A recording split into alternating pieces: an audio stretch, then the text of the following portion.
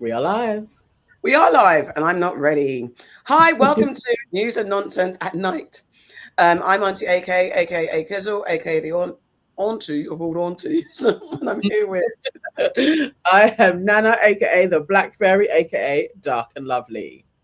guys, and we are here tonight to bring you some news and some nonsense.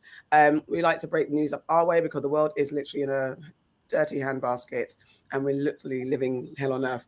But we're going to save you from all the nonsense. We're going to help you separate the wheat from the chaff, the sap from the crap, what you need to know from what you don't need to know. But before we get into it, Nana, what do they need to do?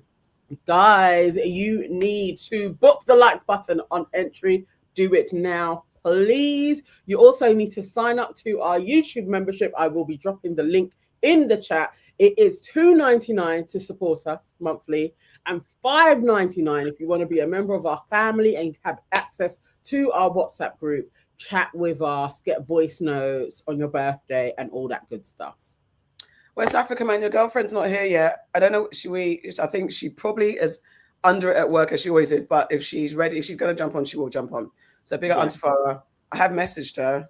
I'm sure she'll join us soon, or she'll tell us. Yeah, guys, she'll say. Get off my back. I'm working like a dog. But hopefully she will jump on. Hopefully. Yeah. Who's in the chat? And speaking of new members, furthermore, hi, welcome. 12502 with an L. Welcome. L. It could be L. Thank you for joining the family. Welcome. Yeah, no, she's okay. She's just it's busy at work. You know, she's a high functioning studio manager, head of client services at a big film /TV studio. So it can be very extremely busy. So yeah. It's a busy time. Yeah, you would want to rush things to get off for Christmas. So it's a busy time for her at this moment. Yeah. It's a lot. But no, she's here. She's all well and good. She was on a live show, so we're all good. Not a live show, our main show. She'll be back. Yeah. Oh yeah, we got a good one this week as well. Exciting. You guys, I think you guys will really enjoy this one. Yeah. Definitely. Leading with women. Okay, who's in the chat? Who's here with us? Okay, who is here? You guys were in here chatting. All right, so we have KW is in the house. She came in first. Hey. Shy Girl Black is with us as well. Cher is in the house. Obi is in the house. Yvonne is with us as well. Sora is in the house. Steven is in the house as well. Let me see. You guys were having a little chat. Strike is in the house. African Man is in the house as well. Who else is here? I'm trying to see all your names. I think that is everybody. Fashion for Crime is in the house as well. Hello to everybody on Instagram and Facebook. Do you know what I want to do one day? Get into everyone's handles, why they're called what they're called. Do you know what I mean? Idea. I want to get into that. Maybe later, maybe now. I don't know. What are you doing? Okay, yes, I've always got my snacks. You know, guys, I can't help it. It's like a habit. I have to have snacks. But today, this is a black vanilla tea mixed with a moringa tea. Sometimes I like to mix my tea bags. Oh, that looks lovely. So I'm drinking out of the new merch. Yeah, I don't like that. That's not fair. I want new merch. But look at that. I just have water. Good girl. There's nothing. It's not by choice. I just forgot to pick up anything. But yeah. To be fair, I drank a lot because I went out last night. I went to the British Independent Film Awards last night. Me and Farrah were there. Sorry, I just put a nut. I always do this. Sorry.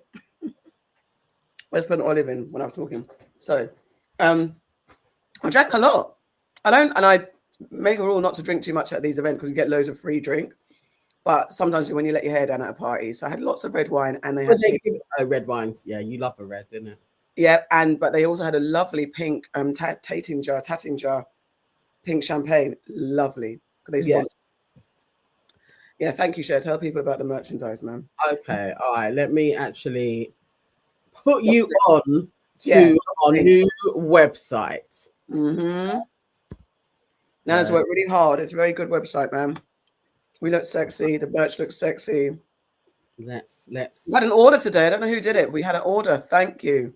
And yes, Sora, I'm going to Ghana at Christmas. So if you're there, I think Will Smith's going there as well. Hello, Lady Spice, welcome. No, that's not the right one. Sorry, it's all right. Yvonne, thank you. Yvonne bought the white t-shirt. Thanks so much. Well, thank you. That's very cute. Thank you. Love you guys, man. Thank you so much. Hang on, where can I? Oh, there it is. There it is. Sorry. Be very simple. Okay, so this is the when you get onto it. Look how beautiful we are. And then you've got, see, these are the things. So these are our pictures that we took with Shot by Taser from Free Shots. He took our pictures. I actually have to send him the website. I'm going to do that right. Yeah, for real, for him to see. But this is us. Eventually, this is going to have more. On each of ours, we're going to have our own videos that you can listen to who we are and get some clips. So you get a sense of our personalities. But now you can read over our little blurb. Is it? And then this is the merch shop. Hi, hopes. This is these are the bits. This is the cup that I have, this mug. And the mugs are £11. I think that is very fair. Some merch is extremely expensive. This is very fairly priced, I believe. And this is our flagship t-shirt. We have a flagship t-shirt. Yeah, got a flagship t-shirt. Got a flagship t-shirt. Okay, so that isn't stretching well. See, this is, It's good user testing to see the journey. Yeah. This is it. So with this t-shirt, you pick your size, whatever you are. Let's not size shame.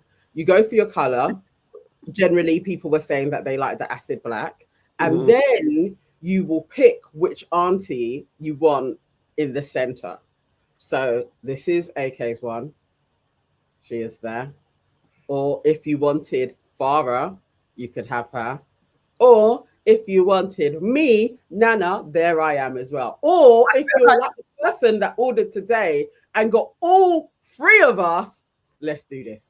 We love this one. Hold on. What I want to push back on is the fact that you went, if you wanted AK, get AK. If you wanted Farrah, and then if you wanted me, there was an extra selling point on the Yeah, I mean, no. And there are other colors as well that you can get. We've got hoodies in here as well. And again, it's unisex. So guys, you could wear a hoodie too and tell people about it. I love this one personally because this is the colors. Our flags are the same colors. And I was like, that's really cool. So play around with our flag colors. And then you can get it in a t-shirt as well. Okay. Strike saying, can we make your uncles could never? YUCN. Okay. Let's see. Can we? Should we? Have we got enough men in the chat that really want one of those things there? Yes, yeah. Ask. If there is, then I will definitely. Also, there's a whole thing of your uncles could never. So maybe we have to do like slogans and stuff rather than, because the branding is your aunties could never. Do you know what I mean? So, well, yeah, I get what you're saying, and we have always said your uncles could never as a. Like just the phrase "your uncles could never," it's got a bit of sass to it, so it doesn't necessarily work for men in the same way. Maybe, but guys, talk to us. Tell us, what do you think? Yes, let us know. Do you want? Stephen, don't be doing that. Oh, I just realised what you did. No, I will not be taking the Farrah t-shirt. Clicks buy. Listen, don't tell her because I'm going to get jealous and feel insecure. Like if no one buys mine, I'm going to cry into my car. I don't have a car. Yes, we have trademarked YACN. Yeah, we have. Oh, thank you, KW. KW says, Nana, you are an amazing clothes designer, and the website looks amazing. Yeah, thank you. Very well. She did very, very well. She just got on with it. Just got on. You know, when people just get on with it, that's why we work so well, because everyone just gets on with it what they need to do. And Nana just gets bloody on with it. She really does. Chipping away behind the scenes, making us look fabulous on the website, on the clothing front. We all just do our thing and chip away, but Nana really does chip away. So on that note, I feel like you should donate to us. I feel like you should all be out here purchasing it. And then when you do purchase it and you receive it, take a picture, please, so that we can put it on our stories. And let's let this thing grow. I think Farrah's coming on. I think. Yeah, she's coming. Your wish is coming, African man. She's gonna be a minute though because she's just leaving work now. Oh, okay. So she may be here for, what would it be, our final hour? Maybe. Oh, look, we just said that. It's work. It's work related. You've got a Discord. Why did, as we're here, because I don't know, what is the benefits of having a Discord, please? I don't. Do you even know, AK, why we would? No, sure. I have no idea why we would have a Discord. I see pods have them, but I'm like, why? Please tell me. Discord is for playing games. That's what I thought. Or chilling, or even building a worldwide community. So you can have a community of Discord people. And I guess there's a group chat that's all fun and games. So I guess maybe it's moving it off the WhatsApp. Maybe that's interesting. Maybe that'd be easier than WhatsApp. You know what I mean? Maybe, but I don't know how that works. Maybe because I only use my Discord for geeky stuff. So asking question about software, like that's usually why I'm in a Discord, is to find out how to use software. But other than that, I'm not in there, so I see it, but I don't know. Strike saying it can run multiple platforms for you on the back end. You can set mods and stuff and build your community for various things. Oh, can I do that for British Blacklist as well? What does that mean? Let's look into it, Nance. Okay. Let's get on. Thanks, Strike. I mean, now you've set me another thing to get into. Yes, I'm gonna geek out on it. All right. Hello, Natalie Nurse. You made it live. Welcome.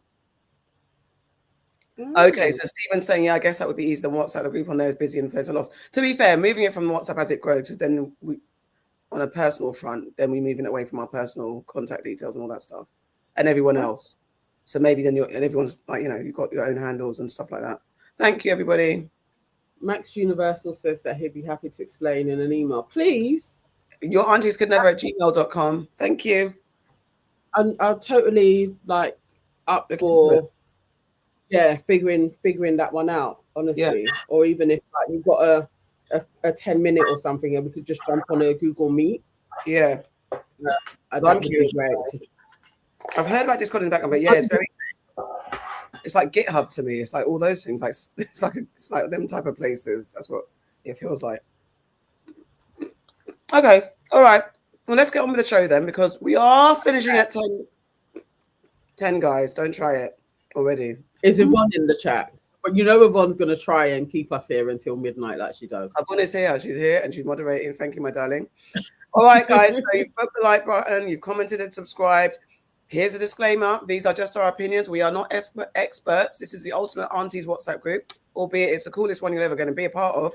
And if you want actuals and factuals, ask TLC, Google, or phone a friend. And that's it. Any links that we share for you to go and do your own research, your own selves. Don't stick it on us, because we'll stick it back on you like true aunties do. Yes, to the disclaimers, guys. You know I like that bit, man. All right, let's go. So first and foremost, let's get into, well, it's a lot. There's a lot of stuff, and we might be here on this story for a little while. So yet again, Spac Nation, your favorite cult, church, religion camp, allegedly, whatever, has now been accused. It's resurfaced, it's back into the news. People are saying that they're allegedly grooming attendees. People are starting to come out even more. There's a lot of old content that's being brought to the forefront, but also people are speaking. So I've got a couple of videos. We're going to go through and I'm going to skip around and figure it out. So first and foremost, Bouncers delivered his 24 hours to come to 24 hours to, I don't even know, confess, explode. I don't even actually what he wanted them to do, but he just gave them 24 hours. So, and then the 24 hours were up. And he did a video revealing people that have got in touch with him saying they're survivors of Spac Nation and stuff like that. So I'll give a little bit of Bouncer. Then I found a girl, I must say in advance, the girl is a little bit wild, so I couldn't quite take her, but she's telling a story. She's allegedly a cult church survivor. And they're calling Spac Nation basically a cult, which is what we've said before. But again, all alleged because no one wants no problems out here. So 1 second, I'm gonna. When you do a defamation, yeah, you have to prove. Yeah. That what is being alleged. Yeah. I wonder if they would bring any of that forward. There's just way too many people with testimonies that they have been coerced into getting loans. They are sleep deprived. They are ostracized from their family. It's classic cult stuff. Yeah. Yeah. It's classic cult stuff.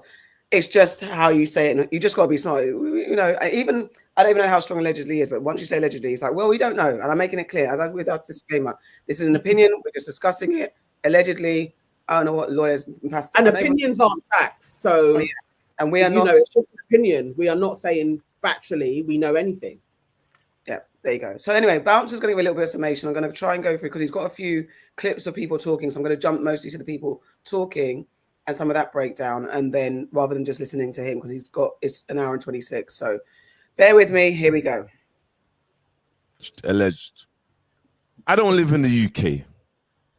They can put out whatever lawsuit they want against me, and I'm willing to go to prison for a couple of years just for justice of you people. And what I realized, there's not much awareness for the younger generation, for the 11-year-olds, for the 12-year-olds, for the 13-year-olds. They don't know better.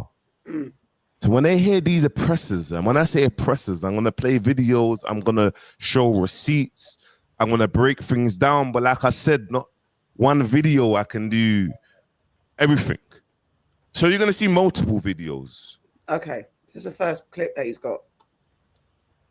Let's play it.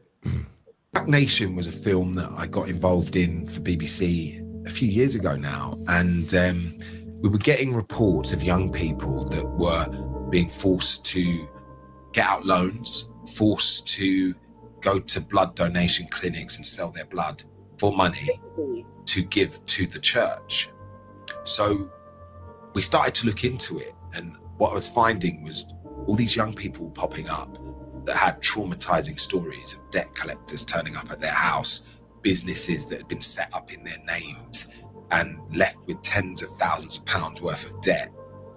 And all they'd done was wanted a safe space and were trying to find God. See everything that he said. Everything's true. All right, cool. Like he's driving mad cars and whatnot, but cool. I'm not really too into the finances. I don't care. But when I started hearing women, it started ringing alarm bells. So this is what Lils had to say. This is what she had to say. Hi guys, I can't lie. I'm mad disappointed by the number of big adults that continue to share Spac Nation content in 2025. All the information about that church is out there. You've seen the documentaries, you've seen the interviews, you've seen the news articles, but you don't care. You don't care that in 2022, 13 and 14-year-old girls were coming out on TikTok exposing Spac Nation for trying to lure them to brunches, trying to lure them to trap houses. That weren't enough for you. Cool. You've had young girls come out and say that they have been sexually assaulted from that church and the church has admitted to knowing about it. Not enough for you. You've got young boys that join that church and have been groomed. When they become of age, they're preyed on by the male pastors. Not enough for you. You've had young adults come out and say that they have been financially abused by Spac Nation and placed into debt. Not enough for you. You've had members of the church come out and threaten violence on people that stand against them, including myself. Not enough for you. I just want to understand, guys, And here's my thing. Everything she said, I'm going to put together some facts. Displaying in our own lives, it's insane to me. Do you know what frustrates me? I've been fighting these men for 6 years. 6 strong years. But every time you boost their content and you give them the attention that they're looking for, give them recognition, like visibility, you make it so much harder for us to get justice for the people that have been wronged by them. And you're also spreading their reach. So just tell me what it's going to take to stop you guys from being complicit. And here's my thing. It's not that. It's just when people make attempts and you saying that they do PR stunts, they're not gonna be able to do the PR stunts of the amount of videos that I put out every single day. They're not.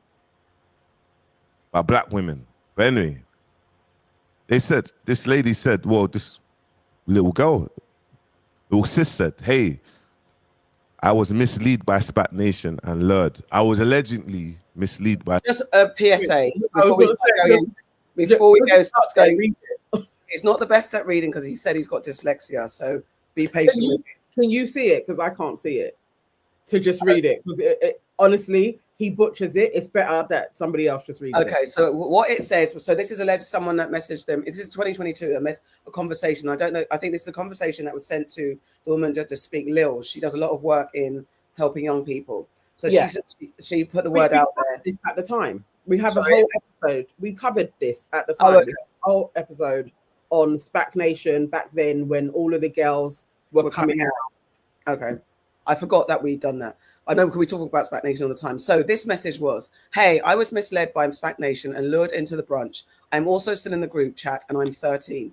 I saw your tweet and I was wondering if I could share my personal insight. So Lils is doing her due diligence. She replies in the purple saying, hiya, sweets. I really hope you're okay. Are your parents aware you're messaging me and have you spoken to them about your experience? I'm asking because as you're 13, I need parental consent to speak to you properly.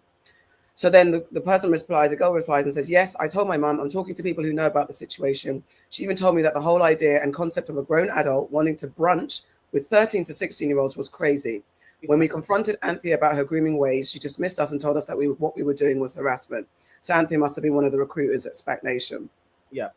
And we spoke about the way that they, he's going to go into it here. Let me find the next bit. So there was another message, again, to Lils. Hey, I saw one of your posts about Spac and the TikTok I made you retweeted. Thank you so much for getting out our stories out there. That Saturday, looking back on it, was truly traumatic, knowing the intentions behind it. If I knew, undoubtedly would have never have went. But I really do appreciate you pushing out so many young voices, including myself. It was definitely hard, but it needs to be done. Okay, the tweet you made about exams in 6 days is really getting me because I hate being part of this at the time of the year. And I think it was, I don't know if Bouncer talks about it, but basically, there's that whole recruitment system, like why if you don't sign up, if you don't join Spac Nation, then how are you going to pass your exams? So that pressure and using God won't bless you with passing your exams if you don't sign up and join with us, basically. So that mental manipulation that starts to groom and distort the mind, and especially when you grow up in a cultural tradition where religion is so heavily in your family, when God is everything, Christianity is everything, and it's way down on you. So you feel like, if I do, am I going against God? People can be anyway. They're easily manipulated, and they generally will go for people who are Christians anyway, and then they ramp it up, and also they do it in stages. So you'll go into Bible study, your parents may be like, oh my God, my child is now getting involved in Bible study, and then they ramp it up. And they have the seed, then they introduce the seed, and your blessings are connected with how much seed you plant, and then before you know it, you're in debt. That's a cult. It's ridiculous. And so he's going to talk about this. This is one of the recruiters. Excuse me.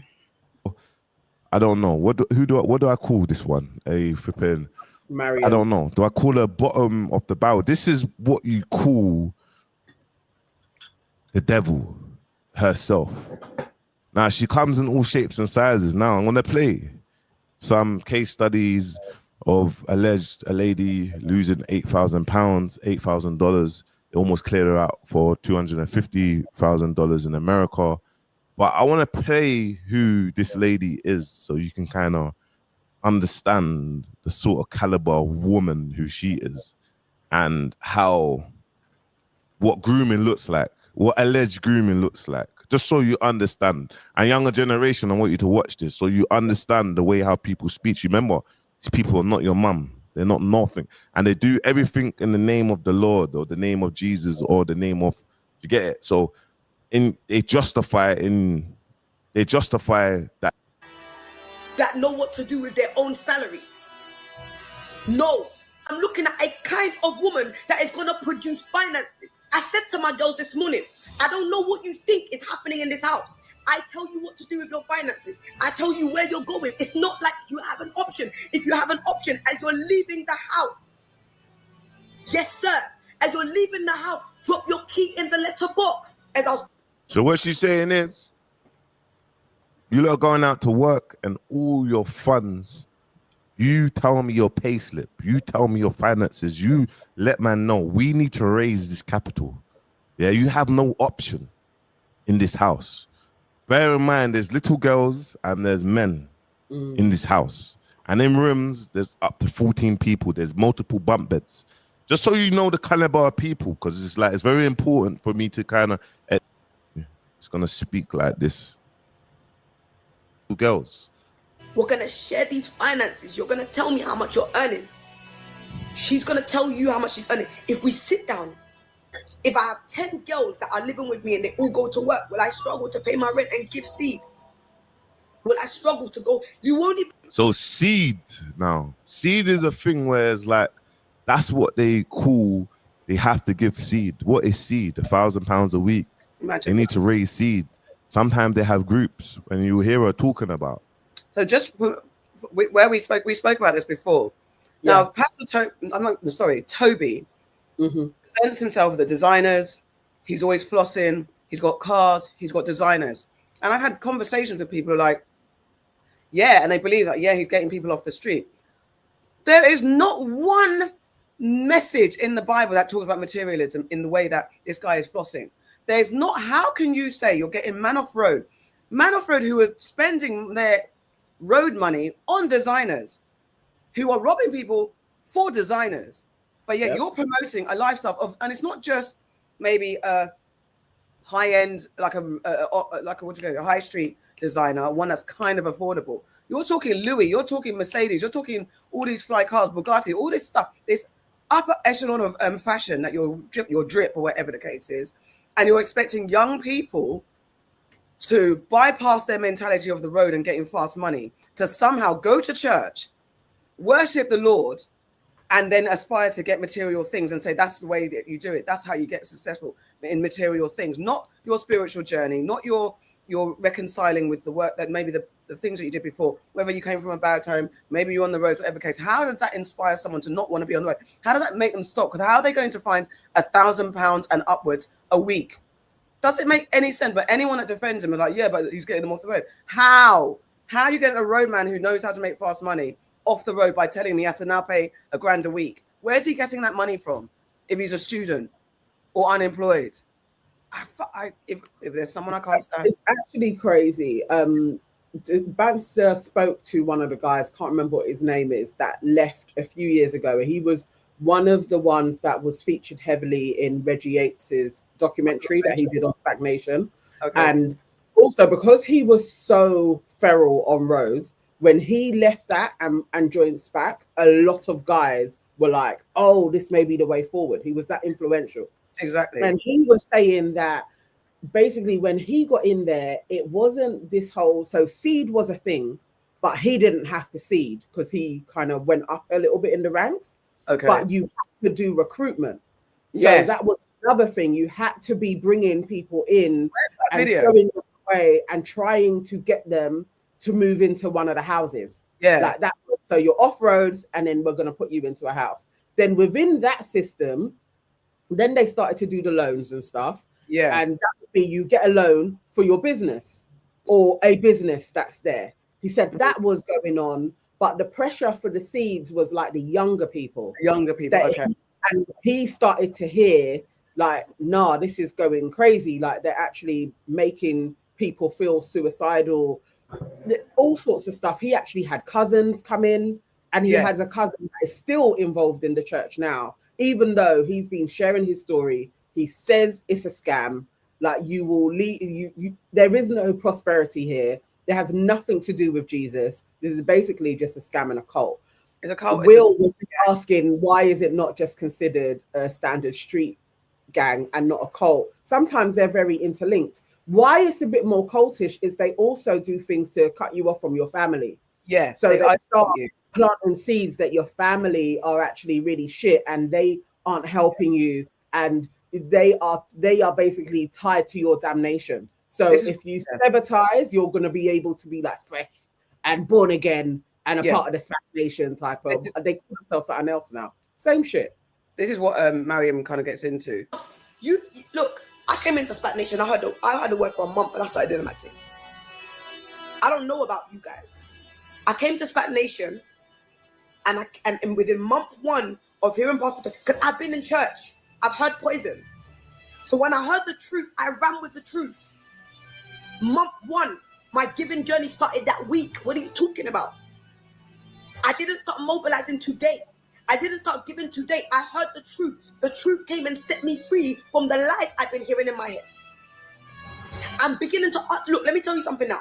And I want you lot to understand, this is all on the base of just giving money. It is a disrespect in the highest regard to the word. If you are a leader, if you are a pastor, and you don't have 10 people that you speak to, hear me well. You don't have to like what I'm saying. I don't care if you like what I'm saying. My boldness has gone. It's almost like I'm going back now. The Mariam I kept quiet because I didn't want to offend people. She's back. Yeah? Let me help you. If you are a pastor, and this is not about now going to snatch people to raise, there are enough people, new souls, sitting at the back waiting for you to get up from the front row. We don't even like your dress anyway, so we don't want to see it in the pictures. Get to the freaking back. Speak to the souls in the back of the church that are crying every day and they're looking for a leader. You have too much independence. Your independence is making you poor. Your mind is, one of my girls said to me, Ma.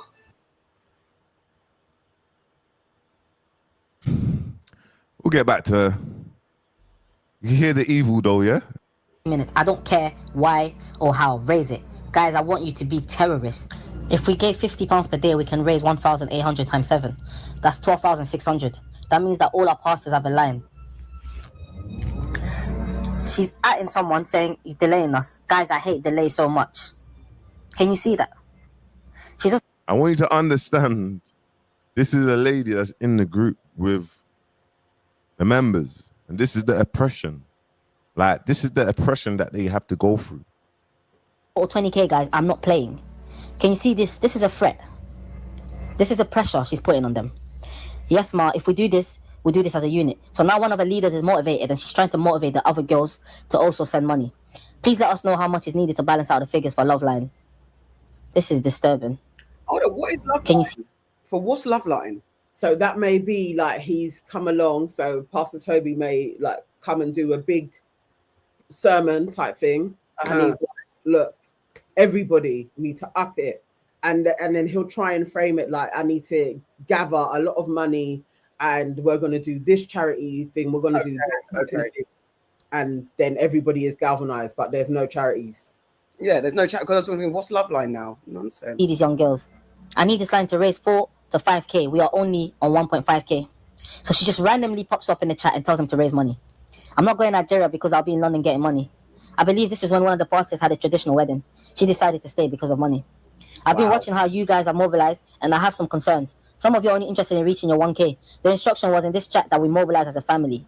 Once you have built your line, we'll move on to build other lines.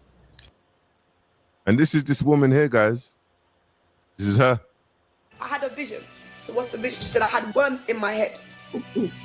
I had so many worms in my head, and the first thing I decided to do, say, okay, and how I know she's my daughter because she thinks like me. So I don't mind having worms in my head. I'm just gonna take your head. Well, yeah, I don't have a problem coming from a failure of a background. My parents are not rich. I'm just gonna go and get new parents. My mom don't know how to speak the word. I'm just gonna take Pastor Lucy as my mom. I don't mind coming from a bad background. I don't mind coming from a poor background. I'm gonna take part. Can you see the grooming and the manipulation? Can you see it? Can you hear it? It's like, this is what you call grooming manipulations. It's funny because it's like, and the fact that, you know, like when you're outside of it and you're not brainwashed, it's like, how could anyone say, imagine if she's standing in front of me telling me, I'll take the worms from your head. I'll be your mother. If your mother is messing you about, I'll be your mother. How? But yet, I don't know what it. I don't know. Sometimes I feel like they're sleep deprived. Yeah. They come in and be like, "We're gonna be your family." Yeah. But it's like she has formed though. Yeah, she has form. She is an Yeah. absolute criminal. She has been to prison. At the time, I did speak about it, but she has scammed one of my friends Yeah, when you she did. first started, and my friend has her head screwed on. So again, I don't know how she does it, but she parted with almost 15K. And this girl had all of the, I can help you with your business, I can sort this out for you. Like, she presented everything. So she's just a thorough scammer. Strike. Really. Like, Yeah, Strike saying, I don't know if you're responding to this, but Strike saying, I don't think you could have pulled this off with kids of our generation. This happening today. That's why it's resurfacing. listen, my friend is our generation. Yeah. Honestly, it's shocking, but it was early days for Spac, and it was early into her Christian journey as well. Yeah. And that's the only thing I can put it down to. When you're early into a path, they will come in and be your family and say, we can sort out your business. They do all of that. She had all the talk. Let's go. Crazy. Here you go. Yeah. They just don't come back home. Yeah, yeah. So this guy's talking This about from them tools, from there, drums. Look. So you know, guys. So My little bro and okay, my little brother and sister lives there. They live that's in one of the Spac Nation mansions or houses. They are so brainwashed that my sisters will miss my mum's birthday if there's something going on in the church. I gave my little bro £5,000 for trading, and I know they took the money off him. He said his account got closed, so we had to wait 30 days so we can get the money. 4 months later, no money. My mum took him to the bank, and they said he has taken the money. They said he has taken the money. His reaction was, Pastor Sam said that they were going to say that. So basically, he already said they've taken the money. Then the Pastor Sam's given a kind of answer to give them, and they'll blame. Say the devil will make them say it. Flip's sake. So 5K. 5K, and that's what they're doing. Like, hold on, I think Kane had said something about. I didn't. This is sorry. Because it's likely they are sharing. A lot of the Spac Nation trap houses are in the suburbs of South London, so I grabbed the most expensive one of Rightmove. Swimming pool, 7 bedrooms, everything. Divided between 14 people, that's £600 a month. And I'm not saying that they do that, but it's clearly not that aspirational. So don't be fooled by the tomfoolery. Personally, I prefer to own a home here rather than to rent a home there. What's going on, people? And this is some, because you know, this has been going on for a long. You get me? Shit, and it was just too intense. Literally, my friend from another church, she was moving churches, so I brought her along with me. First of all, the only reason why I was going to Spac was because my mum forced me to go, by the way. But anyways, I brought my friend to one of the house fellowships, and they just kept badgering us to go. They just kept like trying to push us to go, and we were like, my guy, it's really not by force. Also, I had A-levels during that time as well, so I wasn't going to church. I wasn't trying to go to church. I'm fucking revising. The fuck? And they literally used it against me, talking all this shit like, oh, how's God gonna bless you with your A-levels if you're not going to church, blah blah blah, all this BS. Around the same time as well, there was a guy that was trying to move to me and talk to me, bearing in mind he was like 24, 25. I was 16. At first I thought he was just being, and you gotta understand, there's many of these. I'm gonna tell you a story with one of the pastors. Conversation continued. I just realized that I'm never speaking to this Donny again. As a result of that, I didn't respond to any of his messages. I didn't pick up any of his phone calls. And because of that, he was telling people that I have a confused spirit, like there's something wrong with me, all because I didn't want to get fucking groomed by a predator. I also noticed as well that like they and this is why it's mad, guys. This is an innocent little sister, producing different schemes, distractions for people to lose time and forget what they're meant to be doing. In 2016, also, the pastor, I don't even call him pastor. He's not a fucking pastor. He's a narcissist and someone who's just thirsty for clout. Anyways, this guy now encourages bare people to vote Brexit. Look at that. One of them being my mum. And that's how you know it's a cult, because they're influencing people's political views. Also, I've always been into art. I've always been a creator. But anyway, let's get into the next part.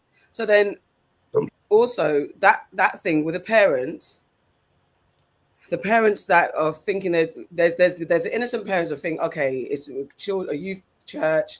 I'm going to get my child into church.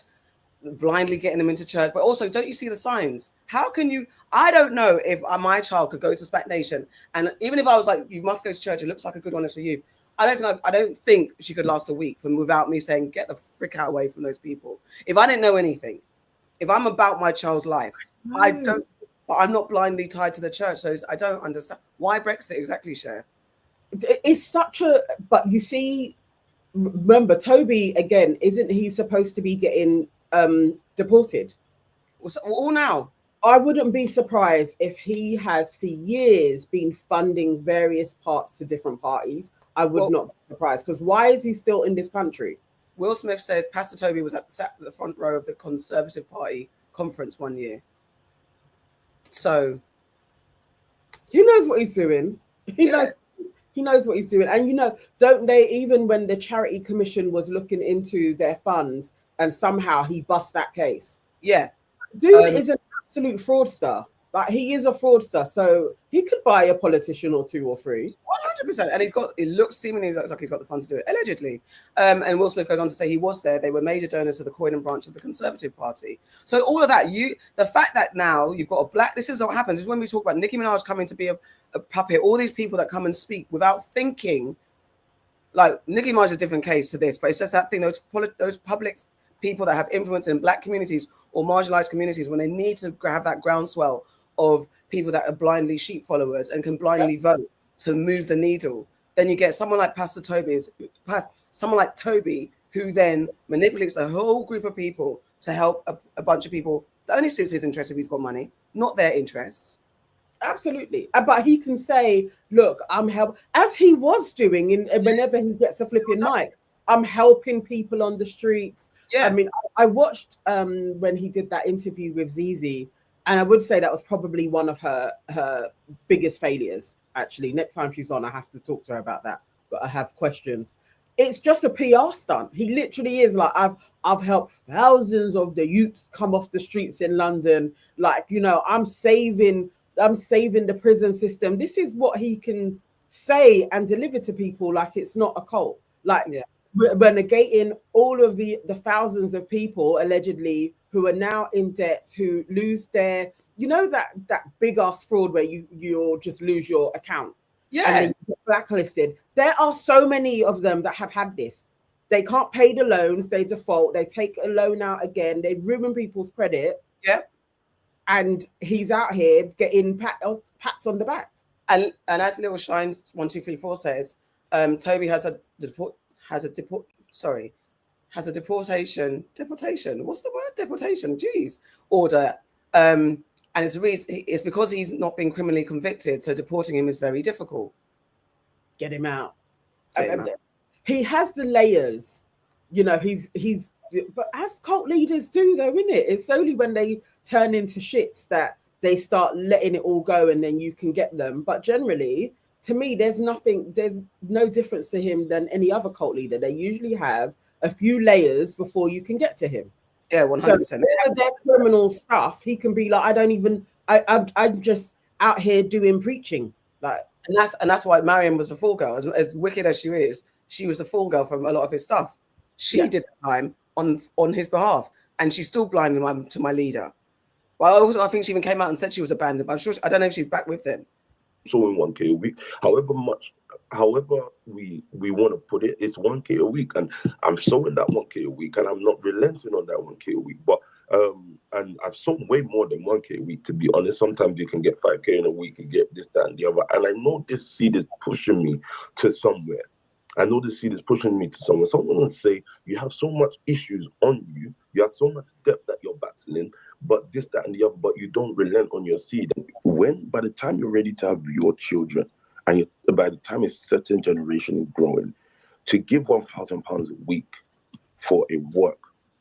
So what I want you to understand is, Pastor Samuels is talking about people giving £1,000 a week for seed. So there's Tobi, Samuel, and another one, Kerry. Oh, what's his name? I think Henry is the one that may have been dashed out so far, and Henry's mum bought a house that they are not paying for, so she's been left with a crazy big debt as well. Wow. Like, it's actually they are disgraceful, and I do hate that whenever they have one of their little rallies, that all the blog pages do post them like this is a legitimate church. That's what's wild. That's what Lils was saying. Like, you could, grown people, and that's what that bouncer is saying, that, and that's alleged again. Allegedly, Sheba. Now this is, they, you know, Will and Helena allegedly are on the payroll of Toby, because it is strange that every minute you're posting Toby. Why? Yeah. Why? And none of the victims' perspectives. It's always PR led. It is Pastor Toby doing a march through Mayfair with a whole bunch of women walking behind him, and he's got designer bags. It's like Pastor Toby and his birthday. Exactly. It's never anybody else saying Spac Nation has done this to me. The Spac Nation has put me in debt. It's never that. It's always, oh, look at Pastor Toby and his fleet of cars. Look at Pastor Toby doing the Feed the 5,000 with his flock all coming to have a party together that he's funded. They are on his payroll, most definitely. I'll say allegedly because we don't know, but remember, it's my opinion. It's not a fact. Yeah, it's true. There you go. Well, allegedly, that's the case. After Sam, I want you to know what we're fighting through now, Spac Nation. Connect. It will be like, that's too low. They'll be like, that's the norms to be able to give like billionaires and millionaires. Oh, this guy's talking. you know, hey bro, hope you're good. If I could come forward and talk to you privately without myself name getting involved with it.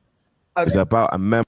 So these are recent messages, because Bouncer told people, get in touch if you've been affected. So I'll read it quickly. Hey, bro, I hope you're good. If I could come forward and talk to you privately. He says, basically, I was younger and naive. I got sucked in as much young people do. Looking back at it, I was groomed by one of the pastors saying he'll help me with my business. Even went to one of their offices in which he came on. He goes on to say he came on to me.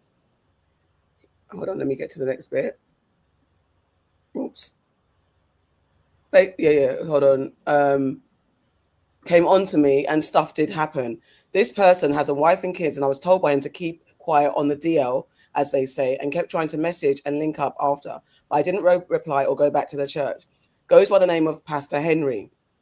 I've seen that place mess up with people's lives and credit by financially abusing people and ruining people's financial narrative. And so then Bouncer goes on to ask, so what do you mean? Do you mean sexually? And he was like, yeah. He came on to you in a sexual way. What did he actually do? Do you have any proof? Yes, sexually, asking me to give him head, basically. So this is now one of the pastors doing that. I deleted and blocked him everywhere. Our convos were on Snap, but yeah, I have no reason to lie. I've been moved on. I've moved on from it, but that they keep messing up with people's lives. This all happened around 2017, 2018. Appreciate, I guess, respectfully he doesn't want his name attached, so it's anonymous. Yeah. I don't know what this is. I don't know who this is. Well, yeah, boom.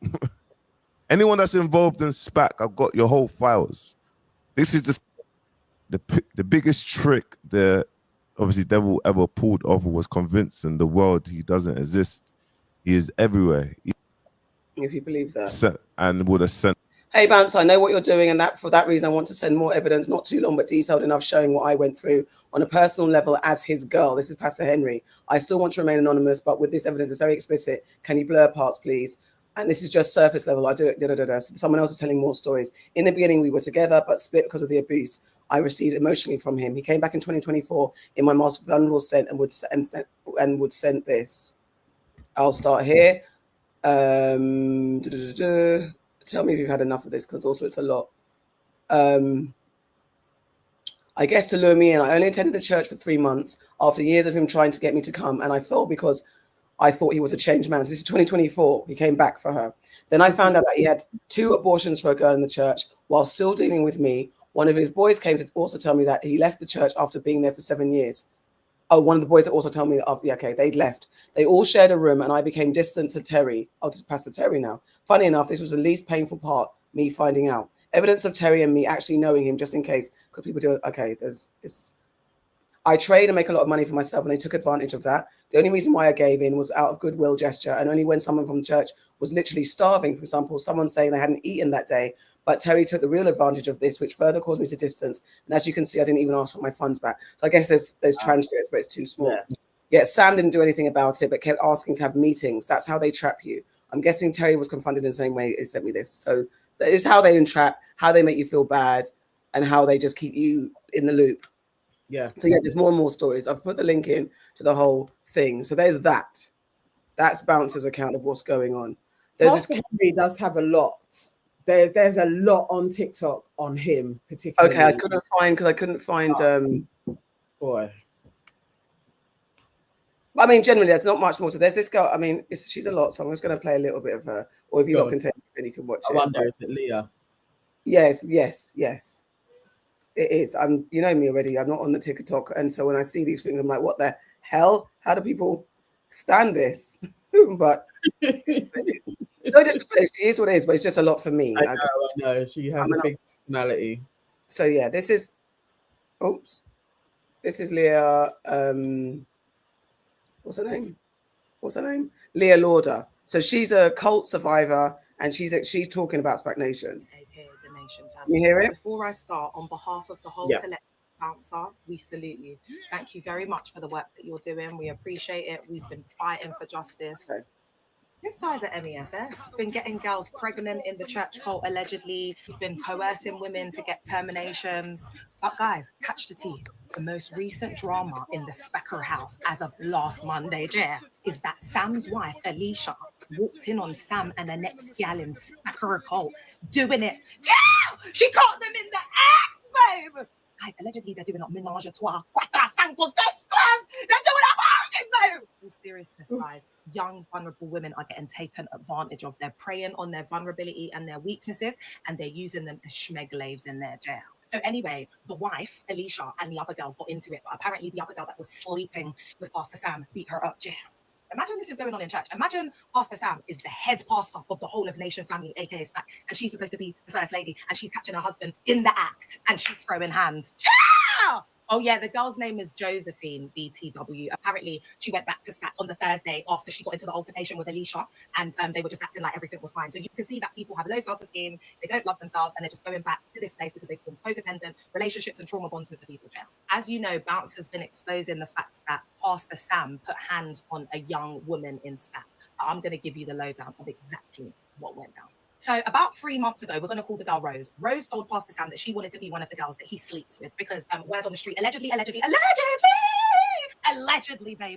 Allegedly, Pastor Tobi be in there having women that he's sleeping with. The same with that Pastor Obi. The same with Pastor Sam. The same with all of them. Apart from Pastor Henry that likes to touch up little boy outside in these streets, according to what Bouncer's saying in these streets. Anyway, Henry, I'll be coming for you. So get ready, Henry. Anyway, back to Pastor Sam because it's such a mess, jail. I don't even know what's going on. There's so much tea. Rewind. So Rose asked Pastor Sam that she wants to be one of the girls that he's sleeping with. And the two of them start sleeping together. At the same time, Rose was still dating a member in Spac. So Rose was secretly recording the times that her and Pastor Sam had. Yeah! So after this, they had a meeting and Pastor Sam called Rose's boyfriend into the meeting, jail. Said, do you know that Rose asked to sleep with me? Her man was shocked. So Rose got angry, stood up and threw her phone at Pastor Sam. Yeah! She went to go and pick up the phone and she backed up. Sam then grabbed her and started putting hands on her, demanding that she delete the recordings and give him the password. I have been disgusted with this. I've got part two if you need part two. Wow. I didn't know it went down like that but the girl has done charges. So he got arrested for this. Sorry, pardon. So at least there's that. The church that Leah went to, it wasn't Spac Nation. I think her one was Victory Church. Victory. Yeah, I think Leah's and then she managed to escape that church, and since then she has been like I don't know, a cult exposer. People will send her stories and she will protest outside of churches. She's shit. Okay. Yeah. So this is part 2. Sorry, I had to get my shit together. Oh, sorry, it was First Love Church. Oh. I think I've seen her outside of Victory protesting. Okay. So Rose asked Pastor Sam that she wants to be one of the girls that he's sleeping with, and the two of them start sleeping together. At the same time, Rose was still dating a member in SPAC. So Rose was secretly recording the times that her and Pastor Sam. So after this, they had a meeting, and Pastor Sam called Rose's boyfriend into the meeting chair. Said, "Do you know that Rose asked to sleep with me?" So Rose got angry, stood up, and threw her phone at Pastor Sam.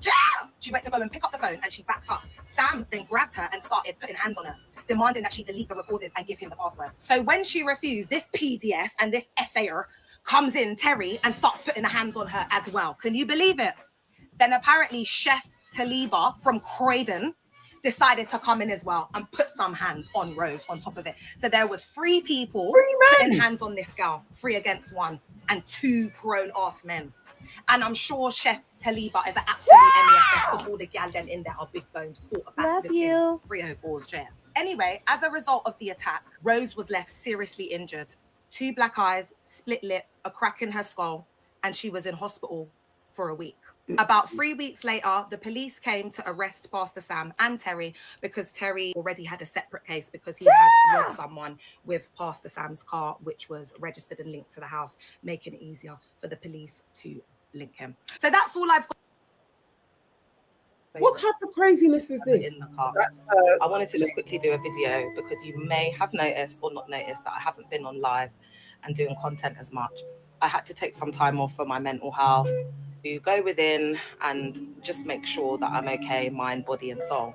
However, as I've been taking this time off, I've had survivors reaching out to me. There's been the SPAC exposure that we've had with Bouncer exposing up SPAC, and a lot of feelings and emotions, and the trauma is resurfacing. So if you imagine survivors, it's like an iceberg. All of the real emotions are unearthed, they're underneath the water, and then you've got the tip of the iceberg, and that's everything that we see. But what's happening now is your trauma, all of the things that you've been through in the church cult that are unearthed, they're underneath, you can't see. That's the subconscious.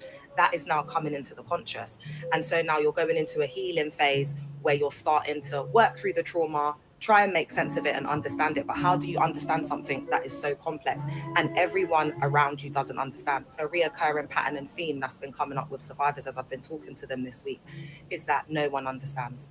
The collective understand. You are part of a worldwide collective. I'm going to start the survivor link ups starting from next week. And also survivors that are close to me, that I know, that I am familiar with, I'm going to be starting up a therapeutic approach, home-led link up space where survivors can come to my home. It's going to be a very small group at first, and we're going to just be working through the trauma and the healing, and that's going to be happening every other Sunday. I'm only opening this to survivors that I've been speaking to and that I know. We will start to have survivor-led link ups every other week on the Sunday. So for survivors that are struggling, that need a sense of community, a safe space, and then this will be opened up to y'all. As painful as this process is, I feel like my heart is getting ripped out of my very body. I want you to know that there is a silver lining. There is light at the end of this very dark tunnel. I have created the CIC, Hold the Hope. We've got a new CEO that's helping to drive and move those things forward. We're starting up the survivor-led groups, and I will be on live today at around 1 o'clock. I'm going to start the lives daily again. I'm going to start pushing out content, and I only have the courage and the strength to do it because of y'all. I love you, collective. We are one. We stand united. We are more powerful than we have ever been. So I mean, just for, you know, because it's a lot. I actually feel like it's like, and it's got so many people in a chokehold. I mean, just I never grew up in the cultish way of church, but I saw the effects of those type of churches on my mum at a stage when she was going to one of those churches, and all they're saying is that evil spirits are following, and then it gets you locked in, and then your life isn't going to plan, and you're trying to find solutions through religion, but then you've got some pastor that's saying to you, yeah, you've got evils thrown in and the things never break, and you've got generational ties and generational curses and all this type of stuff, and what your granddad did and this. And I'm not disputing some of our traditional practices and stuff like that and the power of them, but when it has people in a chokehold, vulnerable people are just seeking somewhere to belong, seeking an outlet for their depression or their pain at home, and these people are manipulating them, that's when it gets heavy. Because I remember I went through something lightly where I just made a joke about, no, I'm not going to tell that. I'm not going to tell that story, but I've just seen it. And I know people have been through certain things where pastors have said something and it's affecting, it's devastating. And it really can brainwash. It can really play into it. Because even up to today, sometimes when I think something's not happening or going right, I sometimes I could default into, is it the generational curses that I've heard about growing up? Is it this? And then you have to kind of change your mindset and just remember that actually, no, it's not. It's life. And again, it's not disputing or undermining the religious teachings, but it's knowing that there are false prophets out there who pretend to have a one-line direction to God and remove you from that line of conversation with God. Because everyone, you don't have to go to church. You can pray from your house. You can be religious from your house. You just have to be a righteous person. So that those people that pretend that they're the only direct line to God and only they have the insight, that's not true. I don't believe anyone, not even the Pope. Come for me. I'm not even the Pope. I don't think anyone has that direct line that excludes you. You could have someone that's very in tune with religion and spirits and spiritual, but you're not excluded from that. You don't need anyone else to tell you how to be a good person and how to navigate life. And when you deal with trials and tribulations, how to deal with them. There's so much you can do. So I actually feel emotional for that. I feel like for the Christians though, anyway, if you actually truly read the Bible and studied it properly from yourself, like using your own cognitive critical skills, you wouldn't need to go through somebody else. Like that should be the practice. That should be the cultivation. It shouldn't be you're hearing somebody else's interpretation. You should be able to read the words and get what you need from it yourself. To have somebody saying you have to give money here and for any good luck to come your way, and you still don't get that good luck, you're being manipulative. You're literally in a trap now. You are, but I understand they play on so many different things. And especially if you have fallen out with your family, you default to, I have nowhere else to go. Them providing housing, that's the step where I'm like, oh yeah, you've done a cult now. Once it was like, you know, the gathering of the young and it's all the drill music and all of that shit, cool, but that's one step. But when it came into, and you called it a trap house, you were then trying to segregate people and put them in a space. And it should be shut down. But again, it gets quiet in it. Even I had kind of semi-forgotten about Spac. Like it gets quiet for a time. And that's when they can prey on young people. Even when Bouncer said like the 12 and 13-year-olds, I did think, I mean, I watch my boys' content and it's not so Christian heavy anymore. But there was a moment when them and their cousins, it was a lot of sharing of Bible verses, and that there was just like a feeling of reading the Bible and, oh, for Christmas, I want a Bible. And it's those times where me and my husband are not religious in those ways at all. So I am a bit side-eyeing, but I know where he's getting it from. It's literally from my mum and his other grandma. It's like they're Christians. But you can't then be like, I'm going to see Pastor da-da-da. That's literally not taking place. But maybe that time it's a bit too late because they've come in a little bit earlier.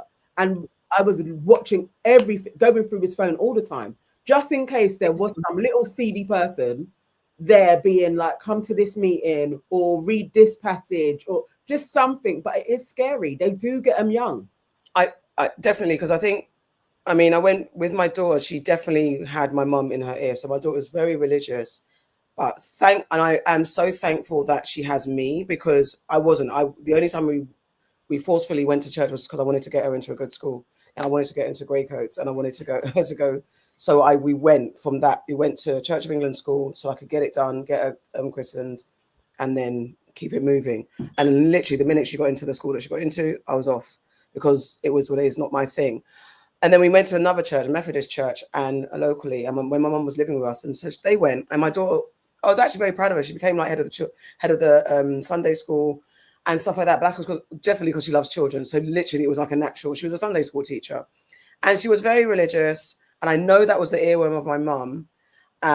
But she always had me to reckon with, and she always had me to kind of ask questions and push her on questions and ideology. So she didn't have just the blind influence of my mum. And not to say mum was anything bad. Mum was just an old school Christian. So that Christian teaching was prevalent. She was going to make sure you go to church, you got to pray.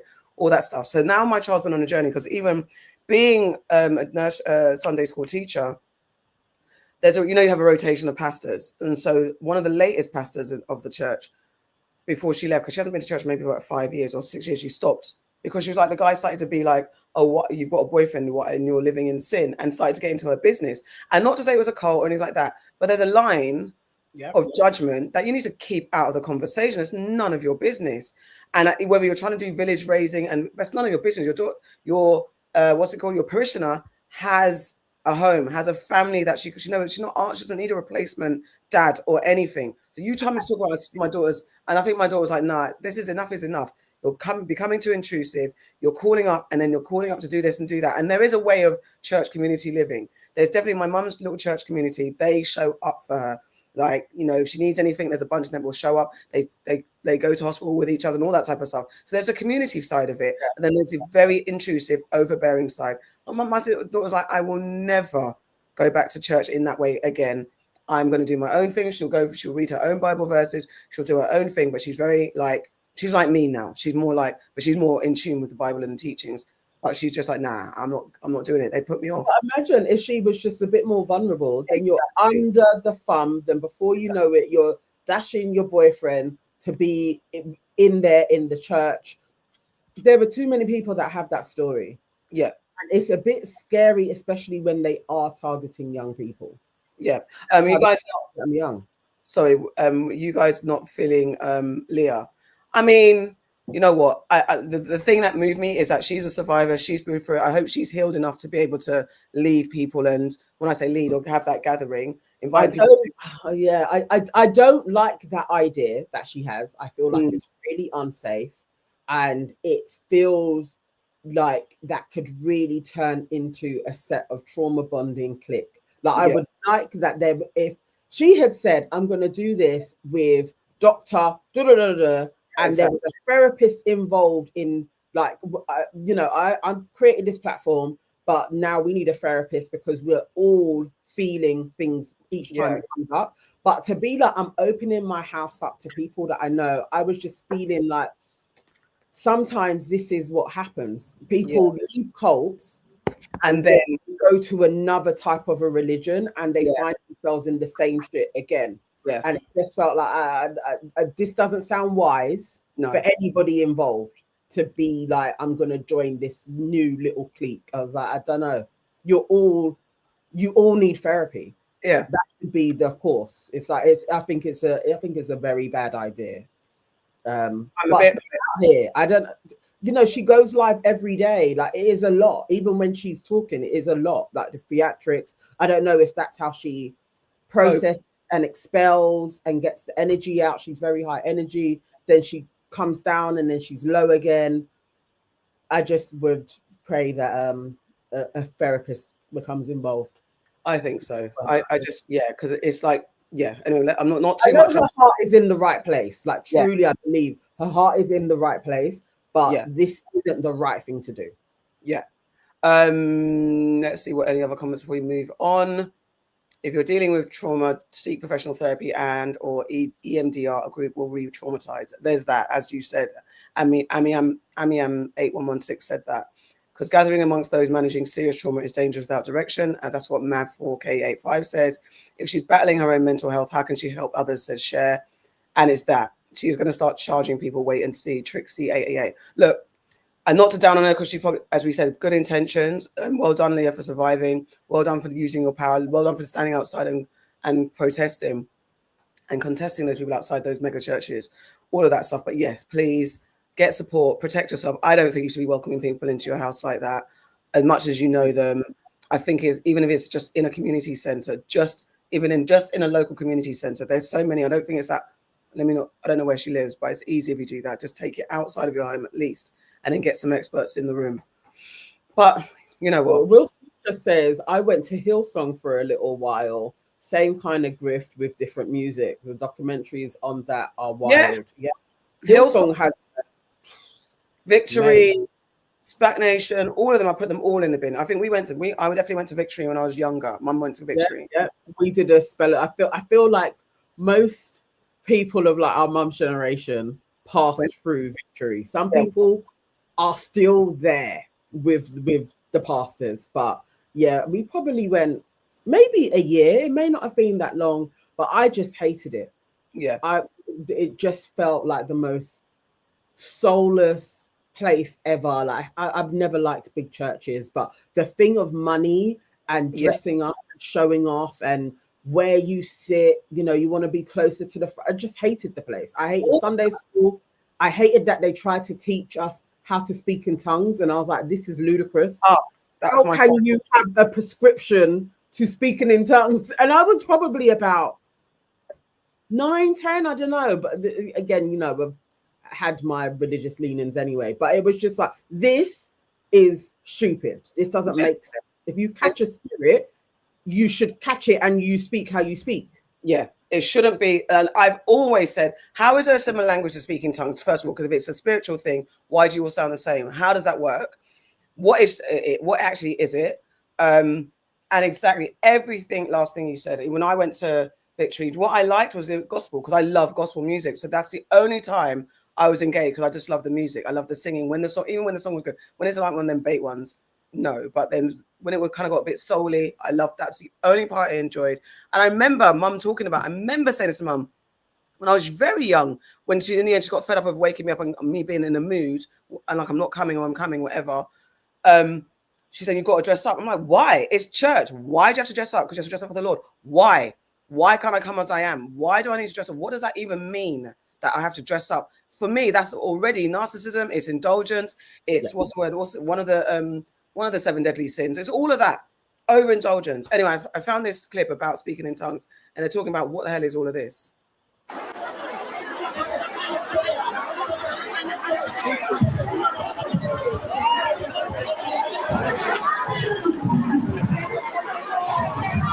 If you can't see the words, it's saying mind-altered practices, aka tongues, are used in excess in cults to indoctrinate and control. This is RPF midweek refill prayer service. It was live.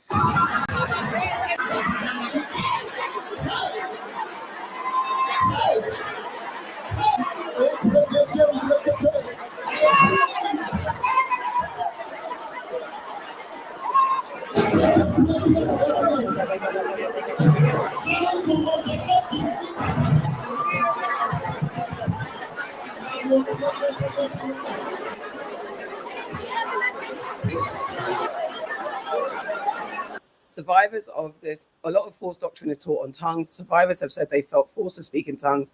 No one is certain they're actually speaking in tongues. It's just a mind-altered practice they use to maintain control.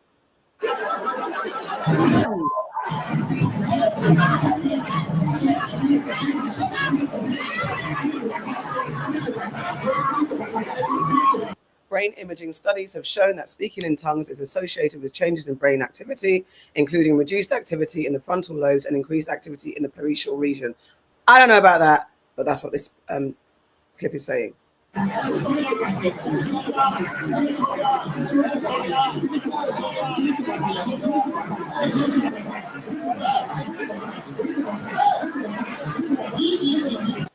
Nonsense. I want you to. I'm sorry, it's nonsense. And then it moves into the woman with the body. Yes. I don't know. There must be something with the tongues thing. I don't know if it's like somebody said is this spiritual psychosis. I don't really know, but all I know is in Sunday school there was a boy and they said he did it the best, so copy him. And I was like, no, because it can't be, if this is supposed to be a connection and you're so connected that you speak in a whole different language to God, that we are being taught it. It's like, that doesn't even make any sense. That is the words, everybody has it. Everybody has the same things. Doesn't make sense. So, doesn't make sense. And it's like, even we've seen the white woman there. How's your tongues the same as my tongue? Like how's Nigerian tongue, Ghanaian tongue, African tongue, Caribbean tongue, white tongue, black tongue? How is it all the same? If it is, and maybe there is a real commentator, but you cannot, as you said, learn it. Maybe tongue is actually, that's the only one thing. If you're actually truly connected, there's only one language. It could be that, but you cannot teach it. What you should be teaching is how to meditate, how to be in tune with the world and open your chakras or whatever to connect with the higher being. That's when I'd at least be more inclined to believe that you're trying to teach something in me to get closer to the higher plane of spirituality. I actually can't stand it. I actually can't stand it. KRRQ5U, what the first time I saw people speak in tongues was when I went to KICC. I just didn't get it. I don't think I will ever fully believe it when people do it. I'm saying, is it only I don't believe them. I don't believe anybody that, like, did you see even in that clip, there was like 4 guys and they had the same shaking thing? Yeah, like what the hell? Yeah, no, I had actually forgotten about KICC. Is Again, that was like one of the bigger ones. The one in Park, I think that was. Oh, okay. Because I was going to say Kensington Temple has got a little bit of a something. I remember my daughter went to that. I remember Kensington having that. Could also be a KICC as well. There was one. Oh, what was that one that was near when I lived in Barking? There were so many people going there. I think it may have been like maybe 2,000 to 3,000.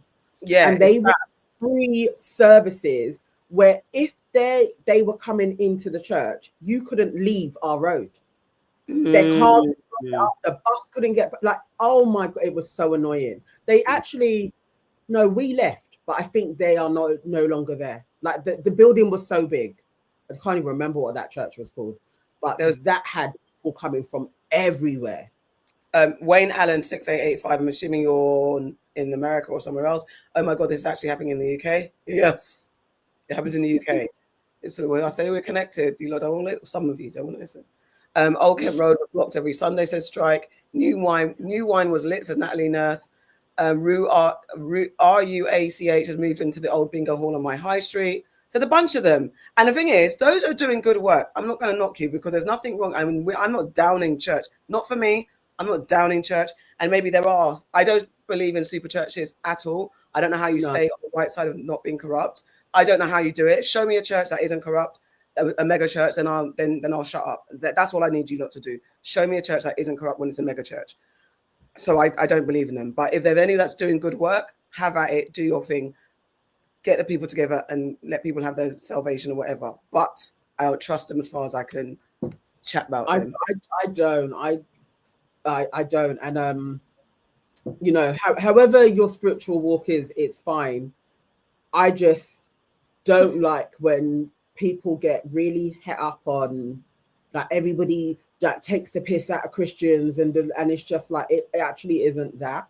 As for a lot of people are being used, and especially like a new born again Christian, yes, they are generally insufferable for 2 years. Yes, and then you see it start to wane, and it's always the same thing, and then they're not even in that church anymore. But within that time, they usually have been financially abused.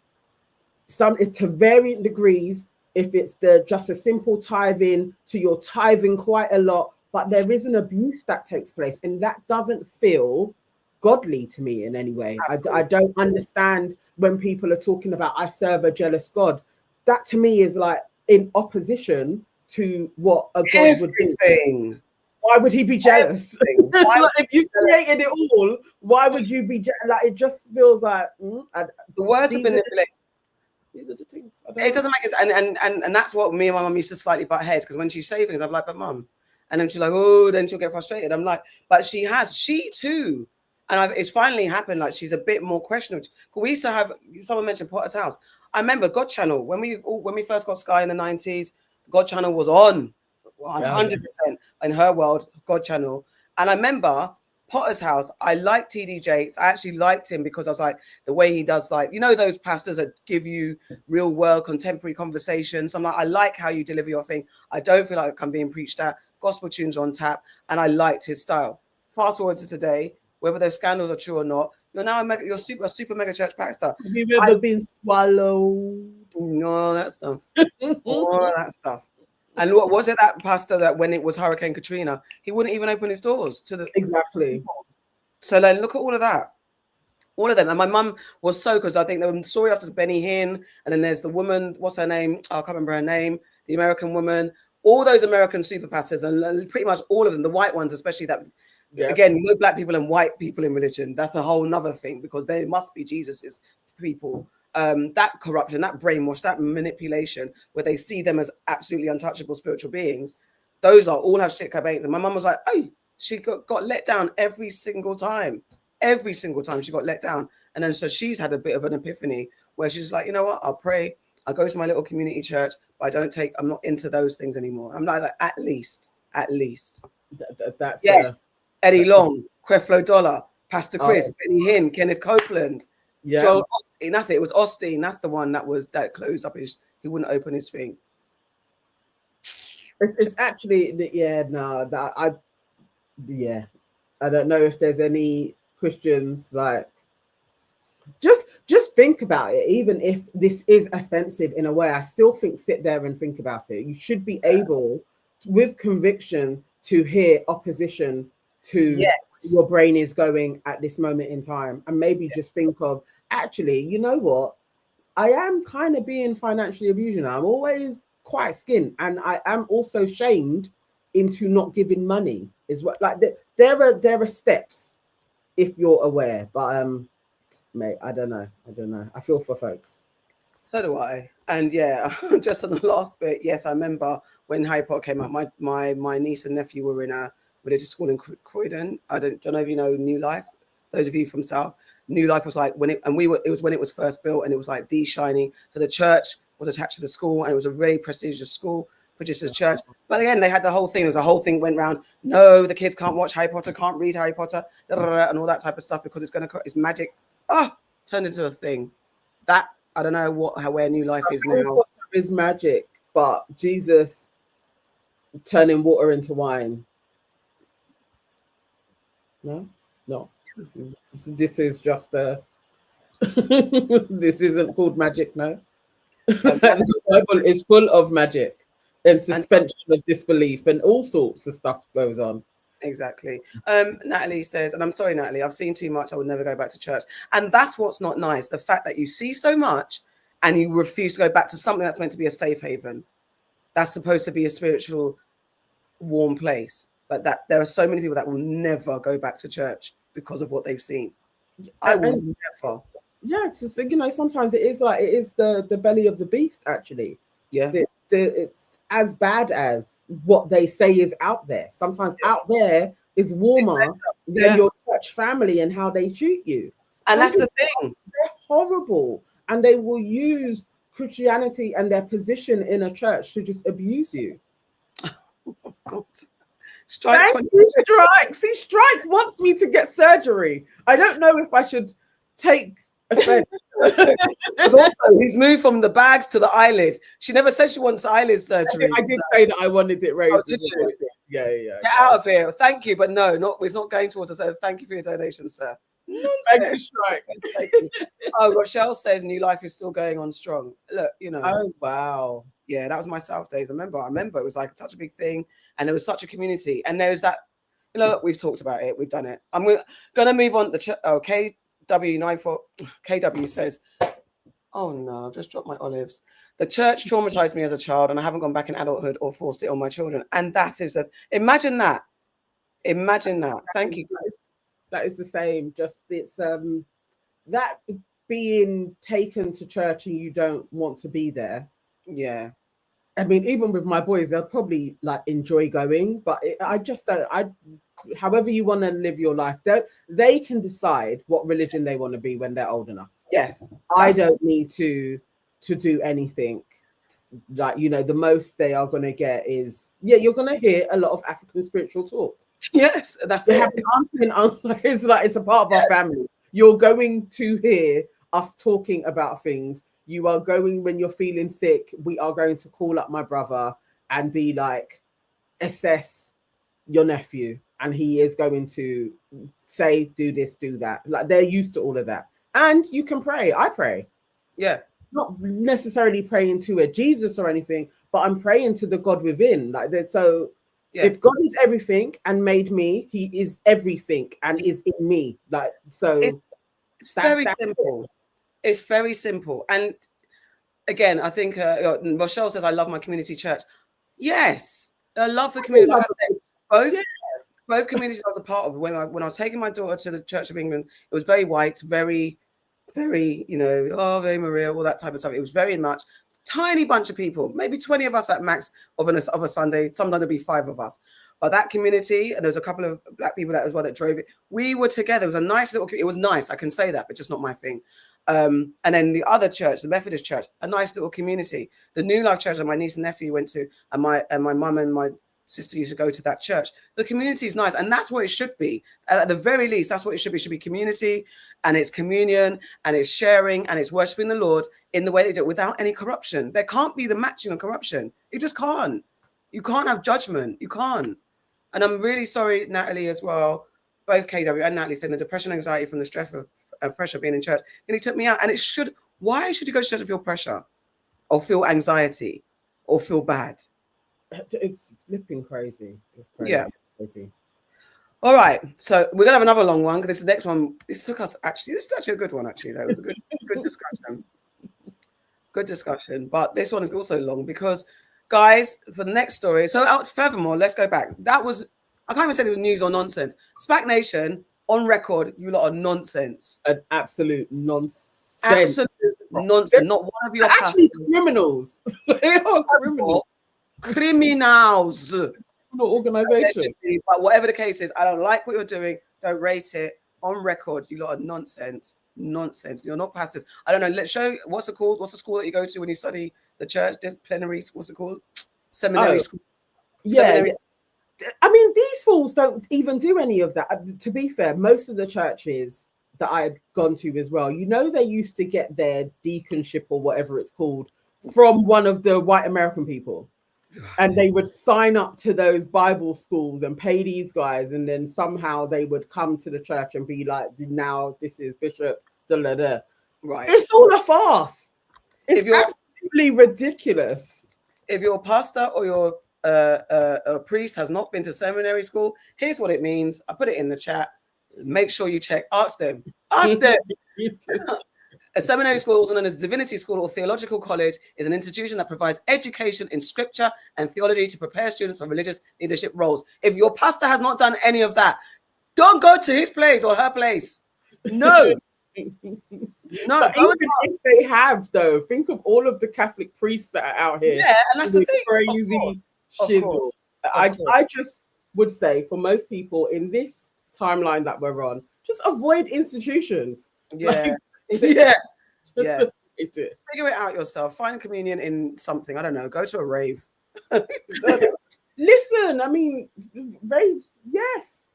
That whole movement, it did sometimes, I can say it felt like church. Some raves it was spiritual. As I was saying, some tunes, I will cry on a dance floor. It moved me that much. Like you go into another world. Yeah. I even get it in church when a tune is, and you are totally praising. I understand it. It's the politics of it all. Yeah, because gospel tunes, listen, I can put the other day I had, we go back on it again. The other day I had a moment. And I had one of those moments where I felt, did I have a bad dream or something? And I just felt so, and I put gospel, that's when I tapped into my teachings. I was like, you know what? Yeah, I need to put on. So I put on a gospel playlist and I was lifted. I'm not averse to it. Not the devil, as someone might say, but there is, you know what I'm saying? What is that? So, Cher says, what if he's watched lots of sermons on YouTube? Do you know what? And actually, I jest slightly about seminary school because if you're truly a vessel of the spiritual world, you don't need to be taught. It just comes to you, actually. I mean, in one sense. And in regards to like learning, because you have to be taught maybe how to teach, how to motivate a congregation. I understand seminary school for that. That's what I would expect. If you're going to teach scripture, you must know it and maybe a way of delivering it and stuff like that. But if you're truly spiritual and you truly are a spiritual vessel, there's not really words that can teach you. You're just going to do. Yeah, well, my aunt, who is the one that created our family church, the word came to her and she couldn't actually read at the time. Like she was practicing what our family would do, African spirituality, doing her thing and the word, and she started preaching. Mm-hmm. So again, it's like within our family line, however it comes to you or through you, there is a form of being connected. That is there. at this moment in time, the iteration is there's a lot of them that are doing it through Christianity. But then there's the other side that aren't. So, you know, who knows? I just feel like don't be a part of an institution. Yeah. That's it. Sorry, I was responding to a message. Yeah, all right, let me move on. Yeah. I mean, yes, we was talking about that for a very long time. Okay, in the meantime, guys, you guys know what you need to do. You need to boop the like button now, please, and share this live with more people. And also what you can do while you're watching us, if you've got us on your TV screen, you could go on your phone, go onto yourauntiescouldnever.com and buy yourself a mug or a t-shirt or a hoodie. There you go. You got one more thing to another message? All right. Okay, so Salt of the Earth says Africans will never be free if they continue to believe in this nonsense. Yeah. I hear you. Do we go on? I was going to say, do we want to do another story, or do we want to, because it's 9:45, or do we want to do this next story? Will be quite long as well. Is there a short way of doing it? I mean, we can do it. It doesn't have to be long, but it's just. Oh, I was just seeing, it's Farrah. Oh no, she isn't coming. She's not coming. She's not coming. Yes, exactly. Sadia. Strike said story. You lot, man. Wayne Allen 6885 says, I was at a train station for a few days ago. A Benz pulled up and a young boy walked out being dropped off by his dad, but his shoes was falling off his feet. I don't understand. I don't know. It might not even been his dad. Or maybe it was. I don't know. We don't know. All right, next one up. This is another annoying thing that happened. Police have arrested a teen after a viral Leicester student belt video. I don't know if you guys have seen a widely shared video of showing a young man being struck with a belt in a Leicester student flat has triggered a police investigation and an arrest after days of public pressure demanding answers. So basically, I'm going to let this guy explain it because it's horrible. It's a nonsense. And again, we've got a bit of mixed. The bouncer are now call out king and some other people speaking about it. They're going to go through the story. And again, like we did with the other video, there's going to be bits and clips and stuff like that to go through the story. And then I've got a reaction commentary video to go through. Because it was horrible. I don't know if you guys heard about it, if you saw it. And it's a problem that's for us to deal with. All right. So this is, what's his name? Who's this person? Oh gosh, sorry. Sorry. 1 second. I don't think I know this guy. This is Honcho. Okay. Right, there we go. YouTuber, lovely. Okay, then cool. Now let's go. What's going on? It's your boy Honcho's house. I'm back with a quick video. So 2 arrests have now been made in regards to this horrific Leicester belt incident, and police officers are investigating 2 robberies in Leicestershire, including one where this man was hit with a belt multiple times and forced to transfer money from his bank account. It's an absolutely crazy situation, horrific situation. Before I get into this, I just want to say I really do hope the victims are okay, bro. This is not okay for this type of stuff to be happening in our culture. Like, this is not funny, not something to laugh at. It really just makes me think how terrible the UK is as a place, but also the people in the UK are just as bad. Like, some of the stuff that Bouncers put out in his video showing what one of the guys, the main guy involved in this situation, who's probably the guy who's been arrested and remanded into custody out of the 2 men, one of the guys out of the 2 men, he was doing some horrific things, bro, like stripping people and making them do press-ups and filming it. Like, what is going on, bro? Like, why are people even doing these type of things? Like, has something happened to him to make him think this type of stuff is okay? Like, I really don't understand it. And I feel like we have to raise awareness to push the message to our youth, like, yo, this stuff ain't cool. Let's just stop this, bro. It's not cool to bully people, film it, put this on the internet. Okay, they got invited to an AP party by Set Up Chick. Set Up Chick is someone who basically sets people up to get robbed or beaten up. They've gone to this party. Although I have heard that one of the guys talking did say that there were no girls involved, but that's been debunked. So I don't know who's telling the truth. No, it definitely has been debunked. So, like, yes, there are girls that live in the place, in the house that it had taken place. I think it is a smaller halls, that this was taking place in, but none of the girls, and the victims have said none of the girls lured them to this place. They weren't set up chicks. I don't know why folks are so het up on this narrative. Even in Bouncer's comments, there are people being like, why aren't you calling out the girls? Why aren't the girls? Because the girls were just there. They just happened to not get robbed. Yeah. Basically, is that nobody set up anything. Okay, thank you. Situations happened where one of these guys who's been arrested, I believe, he's got into a bit of a situation where someone's brushed past him and he's not feeling it. He's got everyone to come downstairs and basically robbed them all for their jackets, making them send money to him, like hitting this guy with a belt multiple times, forcing these guys to beat each other up, forcing them to make TikToks. Disgusting stuff, bro. Like disgusting stuff. But justice will be served, and it's already starting to be served right now. So let me just let this guy explain what's happened, and then I'm going to talk about the arrest, and then we're actually going to show you the people who are behind this. Bouncers. Okay. All of his friends. We get to the beginning of this. Gave out the location. So this guy. Apartment party. The situation. 1 second. Faces who. This guy is reading out the account on behalf of someone else, because the other boy didn't want to, because the person that actually happened to didn't want to show their face. So this guy's reading out on behalf of what? Telling the story on behalf of one of the victims. Behind this. So we'll show you that after. Me and my boys got robbed at an apartment party. The situation involved a group connected to the Wood Green scene. There was an apartment party in Leicester. A girl named A gave out the location. After that, a guy named T1 pulled up to the party, and he brought all of his friends. T2, T3, T4, T5, and T6. They already planned who they wanted to rob. They took our designer jackets, our phones, and our money. Then they forced us to do a TikTok dance and sent us home. The next day, T1 made us go to a student accommodation to buy back our stuff. Even though he had no intentions of returning our things, he just wanted more money. Inside the room, he tortured us. A, T4, and T5 all live in the same accommodation, and they were in the accommodation kitchen when it happened. They helped because they benefit from free clothes and protection. There are videos going viral on TikTok right now. At one point, T1 slapped my boy across the face with a belt and forced us to hit him too. Because we weren't hitting him hard enough, T1 beat us even worse. We're very scared, and these people have robbed many others before. If you guys have any other story times you want to share, my requests are open. Do you get what I'm saying? Like, this is just a mad situation. How people even to another video and shamed. Yeah.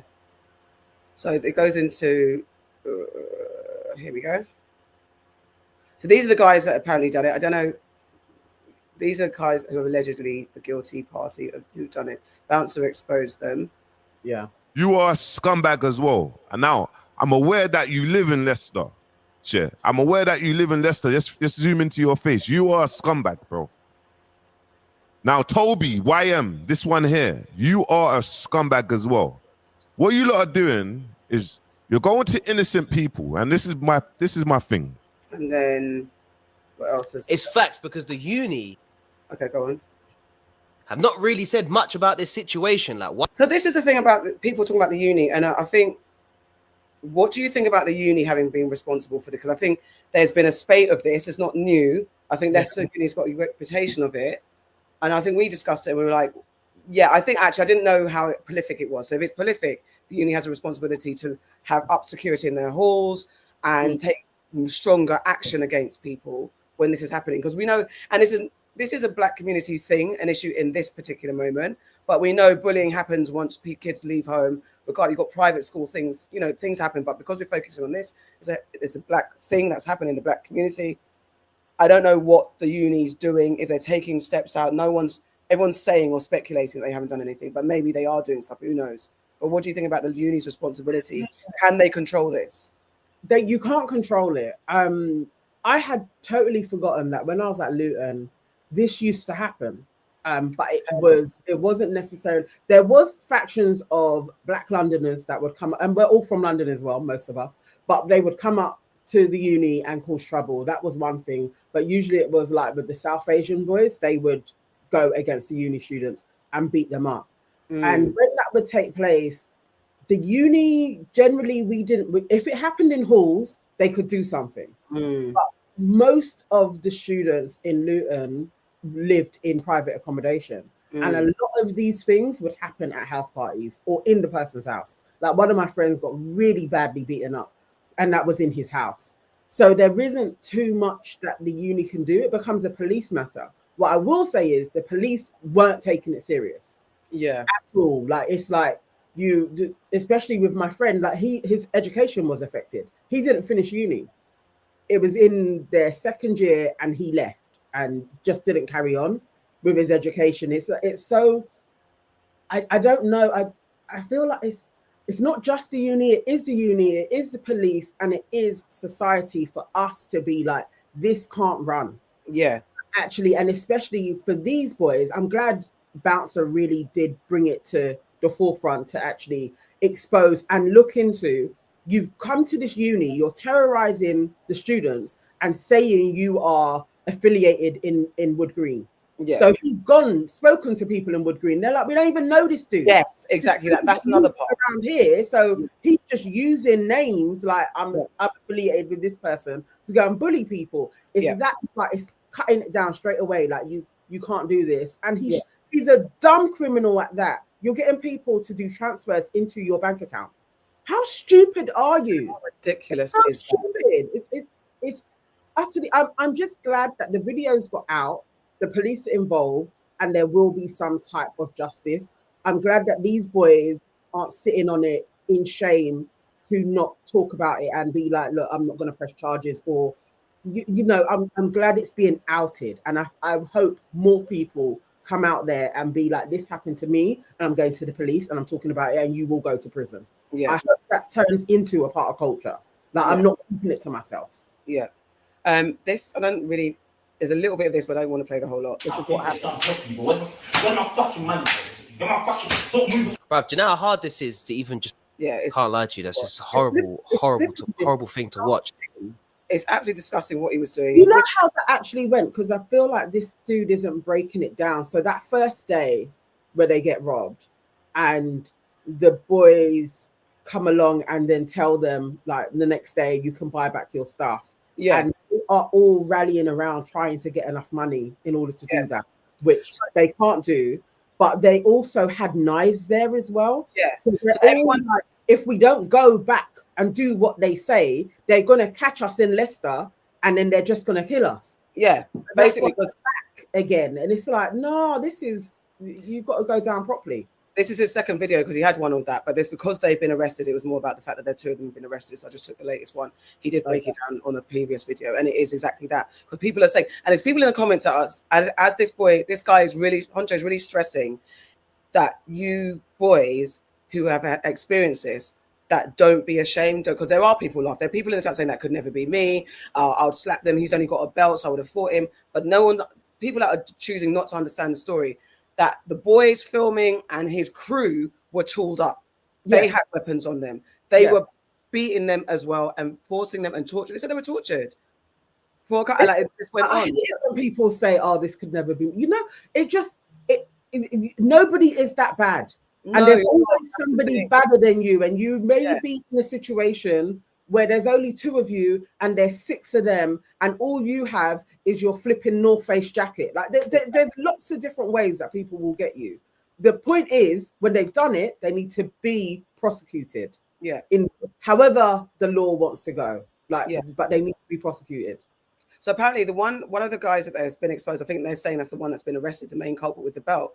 Apparently the one filming it, he's been known to do this. And I think this is another one of him getting someone on a train or something in Leicester. Man's gonna stay down. Oh, it's paused. He's So I think this is another, like, there's a couple of videos of him doing it. So then you're also filming it, putting it on social. Filming himself doing, like, how stupid are you? Yeah. This, it's just another one of, this is one of the ones where they stripped the boy naked and made him do a music video. So there's all this type of stuff that's just like, why? I feel like push up the levels of the charges, it's not even just robbery to me. This is sexual assault in there as well. It's sexual assault. It's all of that. And why would, like, there's something wrong with your brain. Like, you're actually a danger to society if, in order to get a watch or some money from somebody, you do all of this torture stuff to them. Yeah. You are mad. You're literally you're a psycho. That's madness. And your crew are mad if they're around you watching you do these sexual assaults on boys. And that's the thing.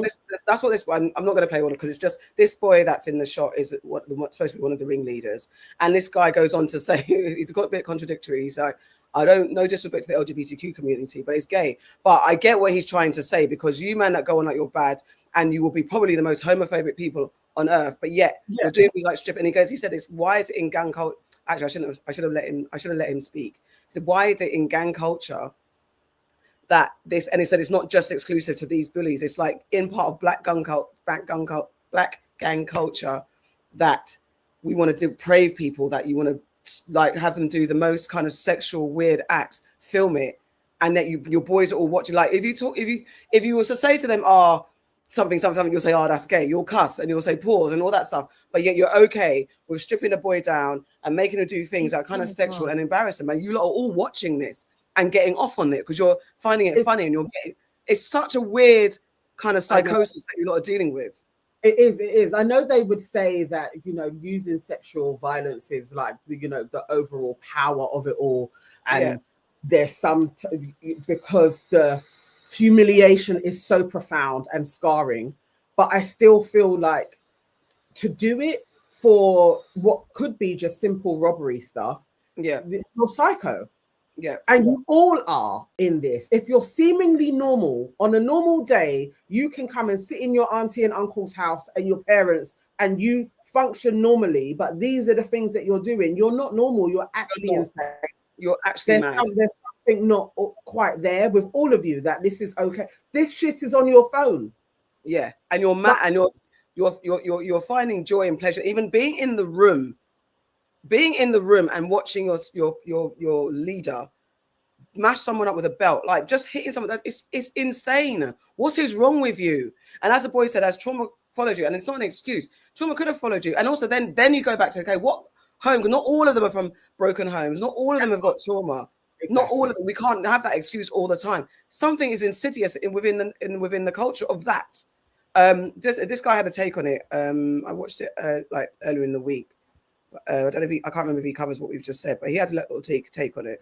Nothing makes me sicker in life than the UBS. Do you know who UBS are, bro? Uni boy soldiers. You see these uni bad boys, yeah? You lot are the passport bros of badness. That's correct. You couldn't be tough in the hood. You couldn't be bad locally. So you've traveled far and wide to go and trouble people's children that are trying to study and become upstanding members of society. Do you understand? I can't stand them people. Uni boy soldiers, passport bros of badness. I'll never forget one time I went to go see my boy at his uni. Went to go link him one time. And I saw a couple members of the UBS. So we're there now, and I can overhear them talking. They got their hoodies on. They're like, the man them know, innit? Man know what we're on. Man know they can't come around here. Brother, I was disgusted. I said, no, this is a disgrace. Do you understand? Guys are in uni trying to act like gangsters, bro. I can't allow to get on to them, bro. I said, so what? We might say, what? 2-1 badness. SFE badness. We say you're going to bust a shot for your uni. Bro, they'll just deal like, bro. Little clowns, bro. Clowns. As in the kind that get out of the little small car and they just bear of you. Bro, it's sad, bro. And as for the Leicester situation, do you know what? I feel sorry for that guy. Because you can tell he was in a very distressed situation. He doesn't really know what to do. He's backed up against the wall. And the guy's just smacking his face, bro. Smacking him. You know when Uncle Ruckus was trying to exercise Stink Nina? Just smacking him. And it's sad, bro, because a lot of people are laughing at him. But what a lot of people don't understand is when somebody usually gets violated on camera, there's about 5 to 10 guys behind the camera ready to jump in if the victim decides to stand up for himself. Does that make sense? So a lot of people need to show that guy some grace. I'm seeing people say that could never be me, whatever. Yeah, right. Do you understand? It can happen. This is his villain origin story. Right. What he does next will determine where his life goes. You see, from what I've seen, I've seen guys get violated like that before. They're the kind of guys who go home and become demonic. Yeah. Do you understand? And it's sad, bro. It's heartbreaking. So I think we should show that guy some grace. At the end of the day, that is somebody's child. Do you understand? That is somebody's child. And it's sad, bro. And I can tell the guy that happened to you is a good-hearted guy. Because any guy who's criminal-minded would know, if you're going into a situation that's hostile, or you know the situation's a bit so-and-so, you'll walk with a weapon, you'll carry something with you. He didn't carry nothing with him. He went in there naked. Pause. So that's how I know he's not wired that way. And that's why that's happened to him. Do you understand? And it's sad, bro. It can honestly happen to anyone. I think we should be a bit more lenient with the way that we're kind of getting onto it. And yeah, man, UBS, bro, they make me sick. The passport bros of badness. Like I said, if it was...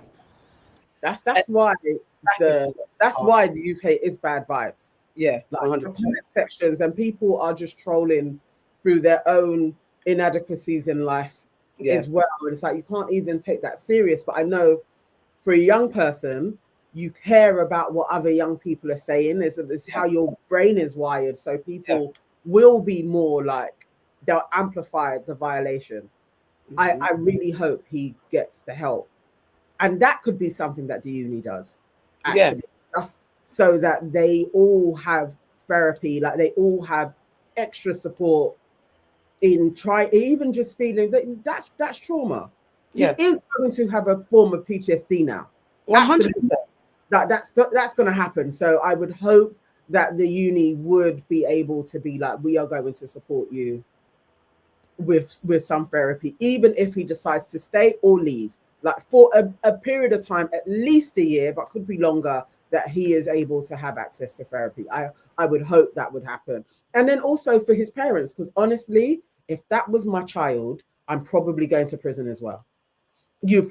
I'm probably going to prison as well. If I don't manage to get any of the boys in there, I'm getting your parents. Like it's going to spiral. It's going to spiral. That absolutely, it's everybody in the village that is affected by that. You have changed the course for them.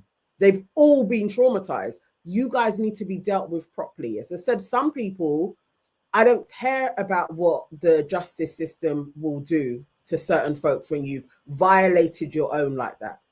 If they give you indefinite sentences, you deserve it. You don't deserve to be on the street.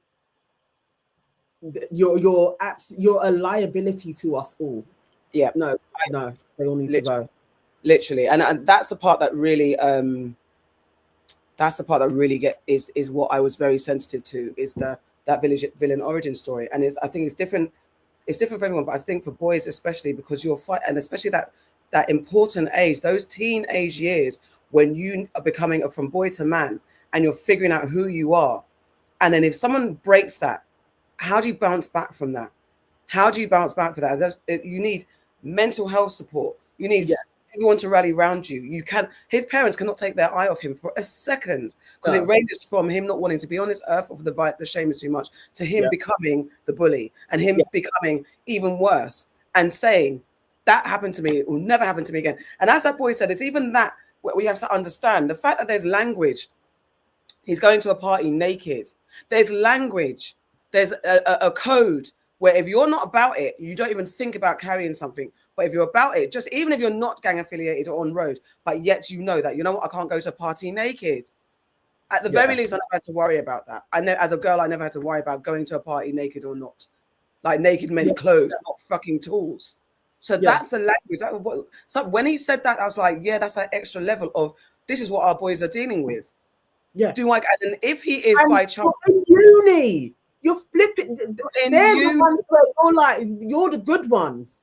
Like it's like you've done education. You're now in uni. You're trying to get a degree. You're working towards whatever your career is going to be, and then you've got flipping idiots trying to be bad man in uni. They are the ones that were violated back home as well. That's why you're going to go out somewhere else to try and re-establish yourself. Why don't you just re-establish yourself with smarts? Just be educated. Why to be this shit of like, I'm going to terrorize another man. That flipping looks like you. I hate this shit that you don't see folk as kin. Like it's these guys over here. No, you all need to go. Sometimes you just got to get rid of that rot. You all need to go. We round you all up and you all go when you have that mentality. That's how it's got to be. And then maybe our kids are going to be safe. We have to get rid of those people. They have to go. Strike 22, Strike 3000. Have you changed your name? I've seen some of these kids get stopped in court and they pull out a lightsaber-sized shank, and you think, why the F are you carrying that part? Because where did we go that you need a sword? What kind of... It's like, where's your head at that you're carrying a zombie sword? The title of it alone. Yeah. Rochelle, they said that I think 2 of them that were there, they had Rambos. One of them in one of the video, you see the boy pull it out, like before the whipping is about to happen. So again, it's like, you're there, I just came to get my shit. You've already robbed me and everything. And then getting them to do TikTok dances. What psychos are you? Are you stupid? Rochelle says this could never happen to this extent back in Caribbean. You can't say that. Respectfully, you can't really say that, because everywhere there are kids who are depraved and psychotic, and their bullies are everywhere. I don't think it's country specific. I don't think it's that. You might get a different type of justice. That's the difference. So maybe there'll be a bit more of a rowdy justice, because the people won't necessarily, because law and justice is different back home in our home countries, where you might just get your head chopped off, you might get a tire burning or something like that, even depending on where you are. So there's that, but I don't think I can even hand on heart say this wouldn't happen in the Caribbean or Africa or anywhere. This is something that's prevalent, and especially when it starts to become a trend, because kids then pick up on a trend. Oh, we did this and that, and look, as someone said, I think even the mafia, there's humiliation rituals in all kind of gang activity. It's not just blacks. It's definitely different gang communities. It's a legend. Literally, it's not just exclusive to blacks, but we're speaking about it because it does affect us in a way. Could we have a gang within our young boys specifically? Where are you going with a fucking zombie knife? Like this knife thing not being just a flipping flick knife, to now you have big old things that it's utterly ridiculous. Like, they've got to go. Listen, there's no way around it. I just feel like you've got to start rounding these folks up. They got to go. I wish it was just happy slapping, because at the very least, that's easier bounce back than fucking having your face repeatedly whipped by a belt, stripped naked and made to dance on a camera, being robbed and then robbed again, and being like that. And we don't talk about PTSD. Even guys that do murder, even boys that do stab, that PTSD that they're going through, where they either get numb to be able to do it again, or they're forever effed up, where they self-medicate, where they're just like, okay, I'm high for the rest of my life now because I cannot. You have to think, all the boys, I'm speaking about boys specifically, all the boys who have committed some sort of knife crime and it's ended in death or severe injury, you think they don't have flashbacks? You think they don't have that?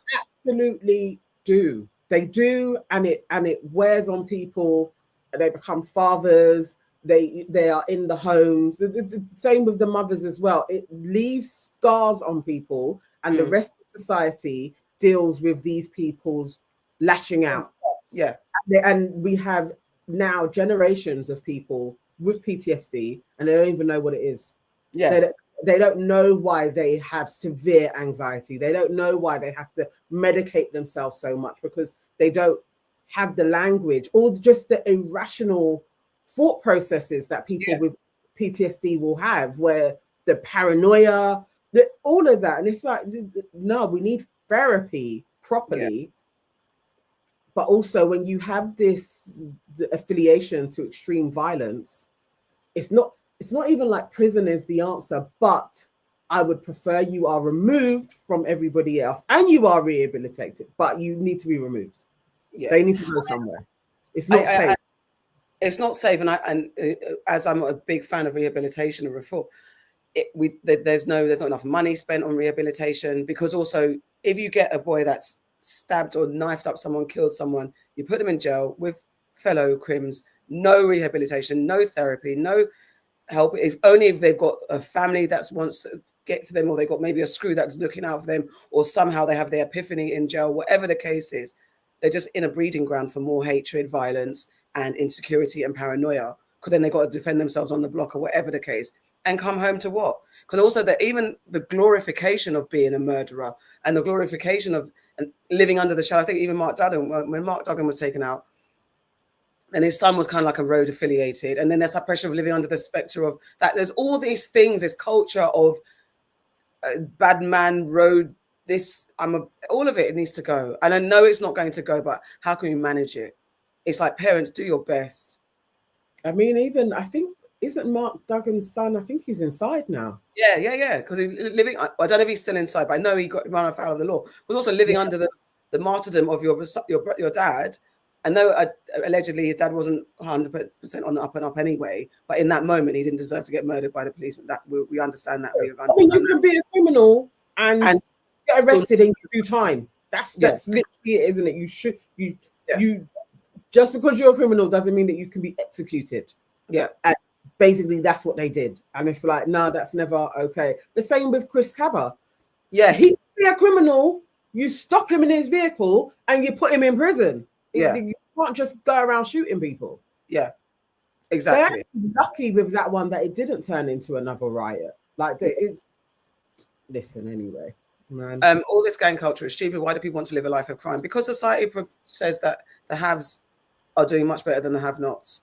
And when you're in a culture that glorifies it, there's part of our culture that glorifies it. Part of society glorifies crime because mafia, again, is glorified, glamorized. You've got the I don't even know, the Latin gangs are glamorized. Road life is glamorized. Criminal activity is glamorized. The bad man gangster is. How many people have Scarface as their idol? How many people have Pablo Escobar as their idol?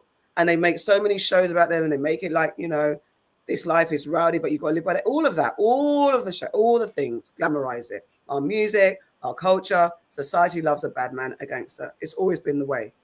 Always been the way. I feel like most people are so insecure and feel worthless to have people fear you becomes really alluring. I don't even think, for a lot of them, I don't even think it's the money, because a lot of them ain't even making money. There'll be a few, if there's a crew of 20, there's 2 that are actually making the money. The 18 are not, but the 18 will be being feared by the hundreds. And I think so many black boys, they feel shit. And if they can have other people fear them, it gives them a sense of self-worth. And that's the trap. That's the loop that they get into. 100%. All the other gays. And so it doesn't even matter. They don't care about prison. They don't care about the police, because those things can give them extra stripes where more people fear them. And then when you're older and then you come out and you talk about your heyday when you were out here, that actually disgusts me. When I see somebody that is knocking on 40's door, or 50 or 60, and they're talking about their heyday when they were bad on road, like that was a badge of honor, disgusting. You failed. You absolutely failed. And you failed for the younger generation that this is what they're aspiring to. Mm-hmm. They think that this is a path for them. Oh, pisses me off. And that's, I mean, we've talked about it before. I struggle with nice guys finish last, nice girls and guys finish last. If you're nice, you get taken advantage of. You have to have a wicked streak, or you have to be sharp and astute and shrewd. And it's just that thin line between your villain story where, okay, I have to be aggressive or wily or conniving or something to survive because people are so cruel. And then they take, I always said I've struggled with being just generally myself and not necessarily having to always be aggressive with my delivery and things like that, because people take you for a fool. And I struggle with it so much.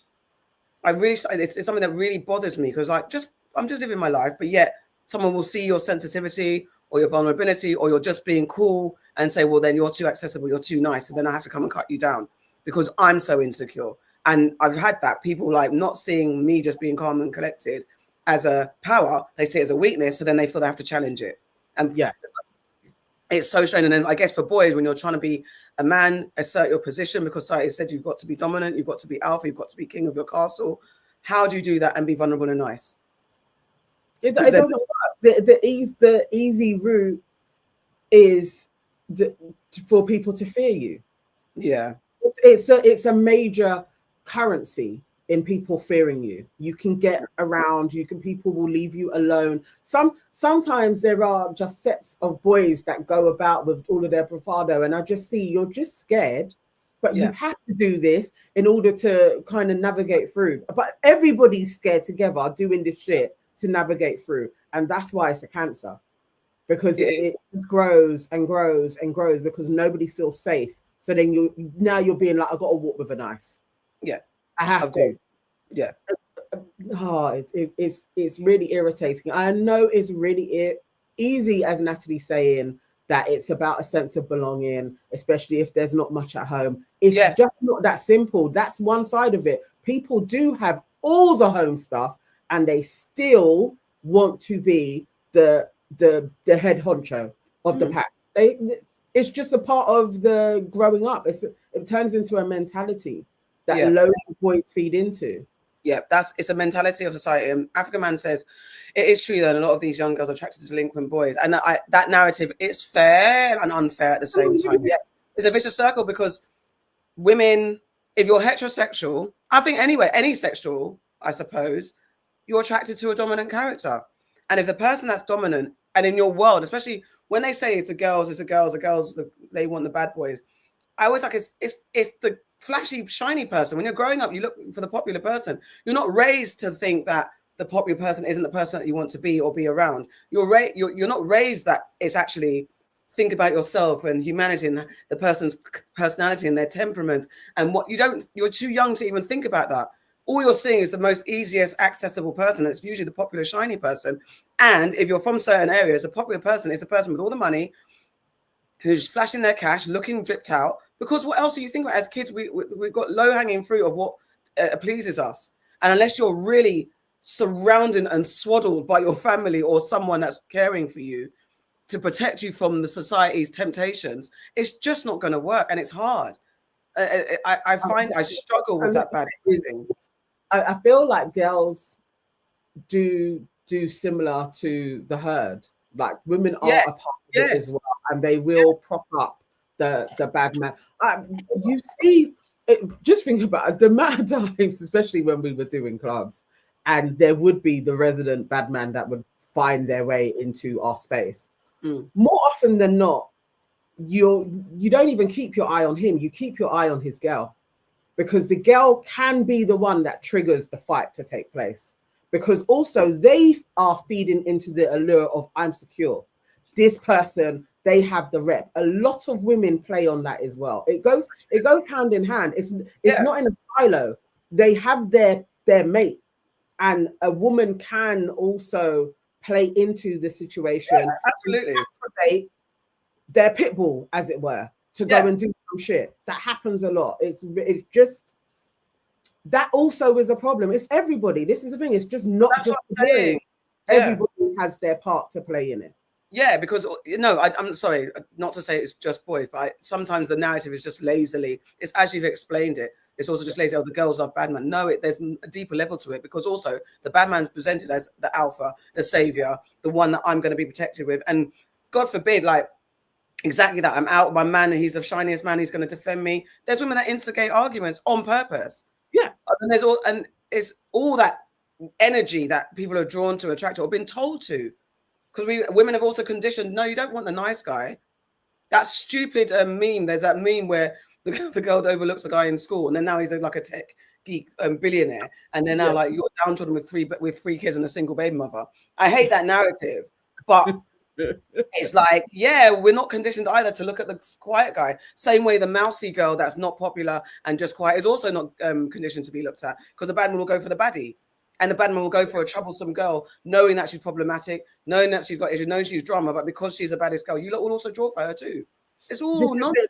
You know, that they work together. Yeah. Every lock has its key, basically. Yeah. They find each other. It's just when it turns into, obviously in every society there is going to be the rotters. Yeah. But when it turns into a part of culture, that's the true problem that we're in at this moment. That it's a part of culture. It's a root. It's a subculture. It's the family bondings that they find as peers with each other. That is just steeped in criminality and badness, and now you have sexual assault and come on now. This is wild shit. This is crazy. This isn't the days of guys getting together and going on the transport and stealing handbags from people, or going into Selfridges and robbing Versace. It's escalated to another level now, and we're not seeing serious. As you said, they're not valuing each other. We don't see each other as kin anymore, and it's that. I mean, there's other stories. We'll try to get to the next time we're on live. But there's other stories about the social media and all that world of isolation that we're being raised into, a world of isolation where if they were communing with each other, not to say, because we've had gang activity our whole lives, it's not going to go away per se, but this being removed and behind a keyboard or behind your phone, where you're barely meeting up, you're barely getting together, it's easier to see people as feral, horrible enemies. So when you get to people, it's on high alert on top.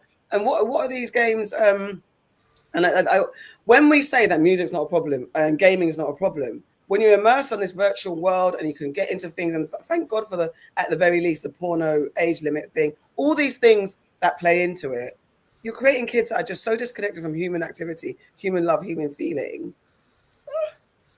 I mean, it's because I always think about like the big raves that we would go to. Maybe now their equivalent is like the festivals, but when you have a scene where on a monthly or a weekly or sometimes a daily, as we were doing in college, you got to meet lots of people. Like so many folks that I know now from all over London, I know them from raving.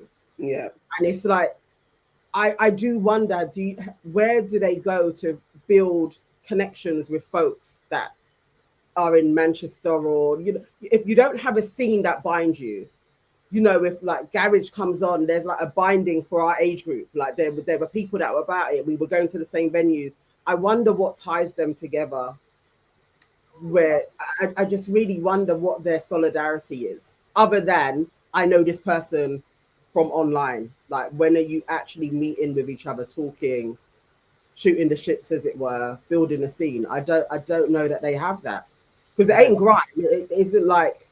There aren't drill raves, or maybe are there? I don't know. There's still raves and stuff, but it's not in the same way that we had. And sorry, first of all, thank you, Charlene Marshall, became a new YouTube member. Thank you, Charlene, for joining us. Welcome to the family. Thank you so much. Thank you. And remember, other people, you too can join our membership. I will drop the link in. And you can also shower us with gifts, if you so wish, you know, like the Americans do when they're live. Yeah, they support their people. Yeah, it's a lot. It's scary. And I don't know, because I was sitting there quiet. I was like, yeah, because we ruined it as well back in the day. Every scene got ruined by violence. Like jungle scene. In the end, it became too much. Shooting. I mean, we've spoken about it before. I've been in raves where there's been shooting. Yeah. I've been in the UK. For our American listeners, this is in the UK during the 90s, early 2000s. In raves, I told you I've been trapped in a changing room when I used to be a dancer at Jungle Rave. We've been trapped in a rave room, in a changing room, hearing people banging on the door because they were shooting on the dance floor. Shooting on the dance floor. I've had a friend shot in the leg at a rave that I was at in the UK. Had a good friend stabbed in a rave in the UK. All of that stuff. I remember going to visit my friend and there was police guard and we had to be, you know, there to check who we were before we went in. This is when I'm 16, 17, 18. It's too much too soon. What the hell? Why do I know this? Why have I been a rave trapped because people are shooting and stabbing each other? Why? And every scene got mashed up. Jungle scene, garage scene, mashed up by violence. Yeah, we will talk about the Diddy documentary when we've watched it. It hasn't come out just yet. It's tomorrow, isn't it?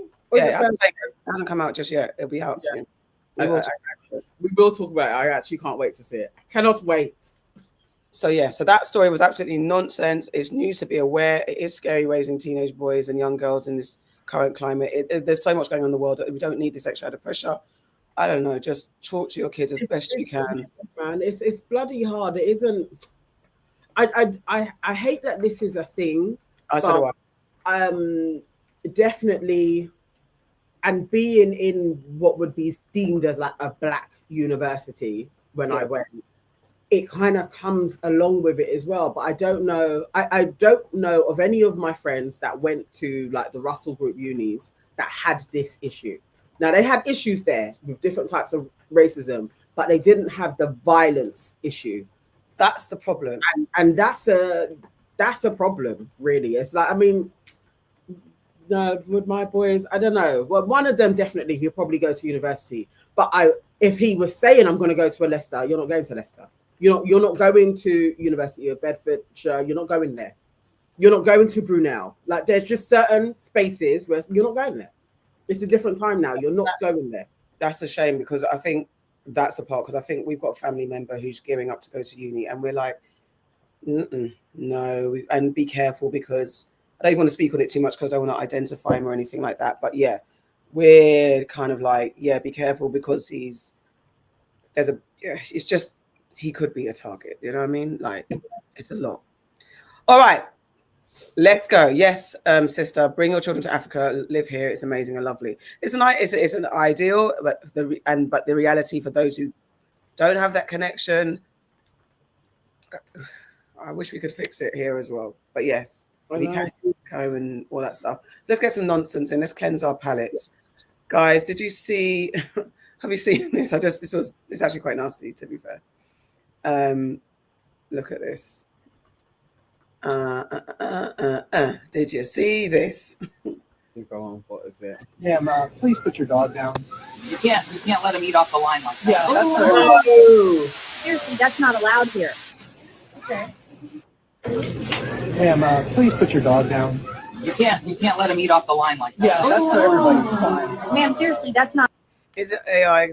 Now, what I hate is that you can't find something to check it. I haven't looked at it enough to see if it's AI or not. But I wouldn't. The thing with this, I wouldn't even be surprised that this has happened. So even whether this is AI or not, I actually believe this has happened. I could see somebody doing that with their little dog. Yeah, definitely. I could see that taking place. Yeah, nasty. This guy was just foolish. I think he ate a cake and it was nonsense. Today I decided to make a good use of my free will. Instead of committing any crimes or doing anything illegal, I went to Morrison's for breakfast and I picked out, what cake did I pick out? You guessed correctly. I picked out Victoria sponge because I just love that jam, that raspberry jam inside there. And I got 1 kilogram of custard. You get it? Because them things there make sense and because I can. And what free will. At the end of the day, I can do what I like. And this is what I felt like doing in the moment. I did it. Do I regret it? Absolutely not. I just had to take a few bites just to see what it's like without the custard and then add the custard to it. You know what I'm trying to say? So that's me whipping out the custard, is boiling up the thing and that. And what did I do? Is a 1-to-1 ratio, 1 cake. Like, you know what I'm trying to say? Like, just look at that. That's a beautiful sight, honestly. Then I was trying to eat it. And it was hot. I knew it was hot. What did I do? I done it again because I can. Third time's a charm. Do you get what I'm trying to say? Bro, I'm telling you, you lot try it. Do something just because you can and see how you feel. I felt great after this. I didn't regret this one bit. You know what I mean, though? So today I decided to make a... You know what, bro? You will regret it, though. I remember me and Russell moving in together and doing stupidness like this. And I put on... That was the first time I put on weight, and I've never been the same since. I put on about 3 stone in our first 6 months of living together, because everything when we went shopping was, I wouldn't be able to do this at home. So we're buying all the biscuits that you wouldn't be able to get at home because other people were buying the biscuits. All the drinks that we want, everything was whatever we wanted to do because we can. We have our own flat, and I was fat afterwards. Bro, you think it goes somewhere, you know, those cakes and custards. I did it with donuts and custard. And eclairs. Yeah, oh my. When you're young, you think you've got all the time in the world. No, he looks like a skinny lad as well. Nonsense. And if one say my older brother does nonsense like that, he would buy a Cadbury chocolate cake and eat it like a biscuit. Eat it like a biscuit. Wowzers. You can't do that forever.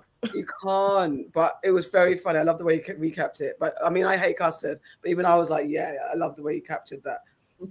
Nonsense. Just this is finally Thanksgiving for the Americans. Happy Thanksgiving For those who celebrated it, the true meaning of it, well, not the true meaning is horrible, but for those who've taken it onto community, happy Thanksgiving in that respect, and communion. This guy, he had a way of an interesting way of doing his turkey. All right, hold on 1 second. Clay covered. Hold up. No, I'm telling you. Look at his head. Yes, I'm telling you, this is history. It's been done with chicken, but only like. So Here. Chef Boyardee, Hit him, what's the baby. process? Wait till going right to the food. That's good. So cover up all done. Wait. Cover up the corn. Wait. You gotta hit it right there. I'm covered now. Okay. Hit it right there in the middle. Hit it again. Now. Hey, yo. Hold on a second. Yeah, Bobby. Now it's wrapped in lotus leaves. Loose leaf. Lotus leaves. I was gonna say, not the kids' school supplies. It's clay and lotus leaves. Why? Oh, call the police. Ain't nothing. Now these are lotus leaves. You want to smell it? Tell me what it smells like. Tea. Don't it smell like tea? Yeah, it smells like tea. It smells like turkey. I need someone to taste it. Leaves. And ain't nothing but steam coming out of here. Steam and flavor. And I stuffed it. Turkey kielbasa. Now that's In here, turkey kielbasa. Man, inside the lotus leaves. Oh, man. Hey, looks. Man. And it actually, it's a fortune turkey. A fortune cookie. Fortune turkey. Is that a wishbone? You know it what? comes from Beggar's Chicken. Now, let me tell you a story real quick, right? Might as well. Okay, Beggar's Chicken. It takes 2 seconds only. Hurry up. Beggar's Chicken. So guys in the street, right? He steals his chicken over in Taiwan, right? So he steals it from the emperor, from the yard. And so the emperor's people are chasing him, and he takes it and he wraps it up in lotus leaves. It's talking and too much about the puts food. flame on top and buries it and starts a fire on top so they couldn't find the chicken. Then he came back later and discovered that the chicken was cooked. All right. That's where this comes All right, from. And that's it. This don't get no knife. I mean, I don't know. I don't trust him. It It's was a talking lot. too much. It looked like It didn't look bad. I think it looked browner than I thought because I thought it was going to come out pale as hell. So it did look browner than I thought, but that's a lot of effort. Just put the turkey. Turkey ain't that great anyway. Just put it in the oven, man. This is a lot. Like I don't know, but he was talking too much.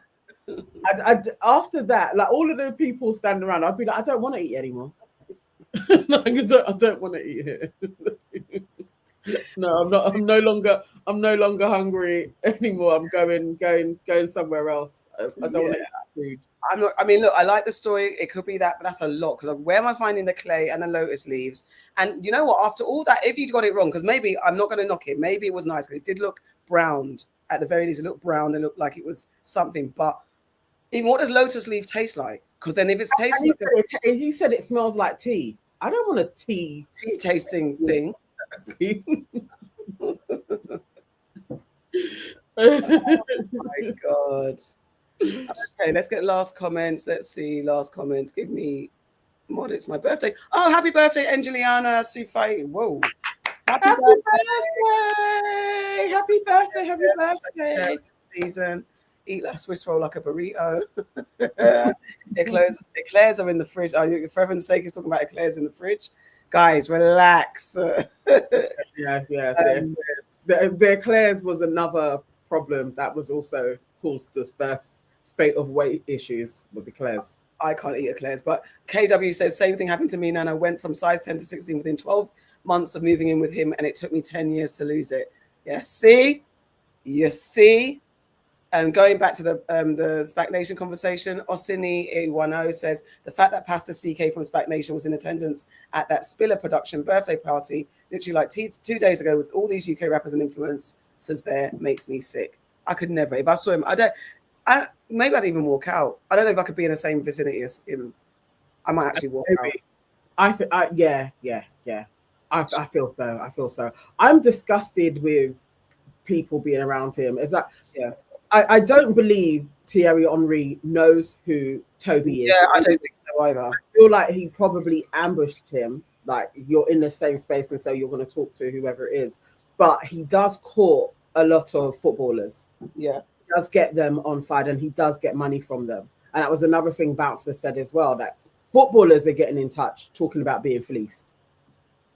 He needs to be stopped. How is this still going on? I don't understand. It's so obvious. He's playing in your faces. How?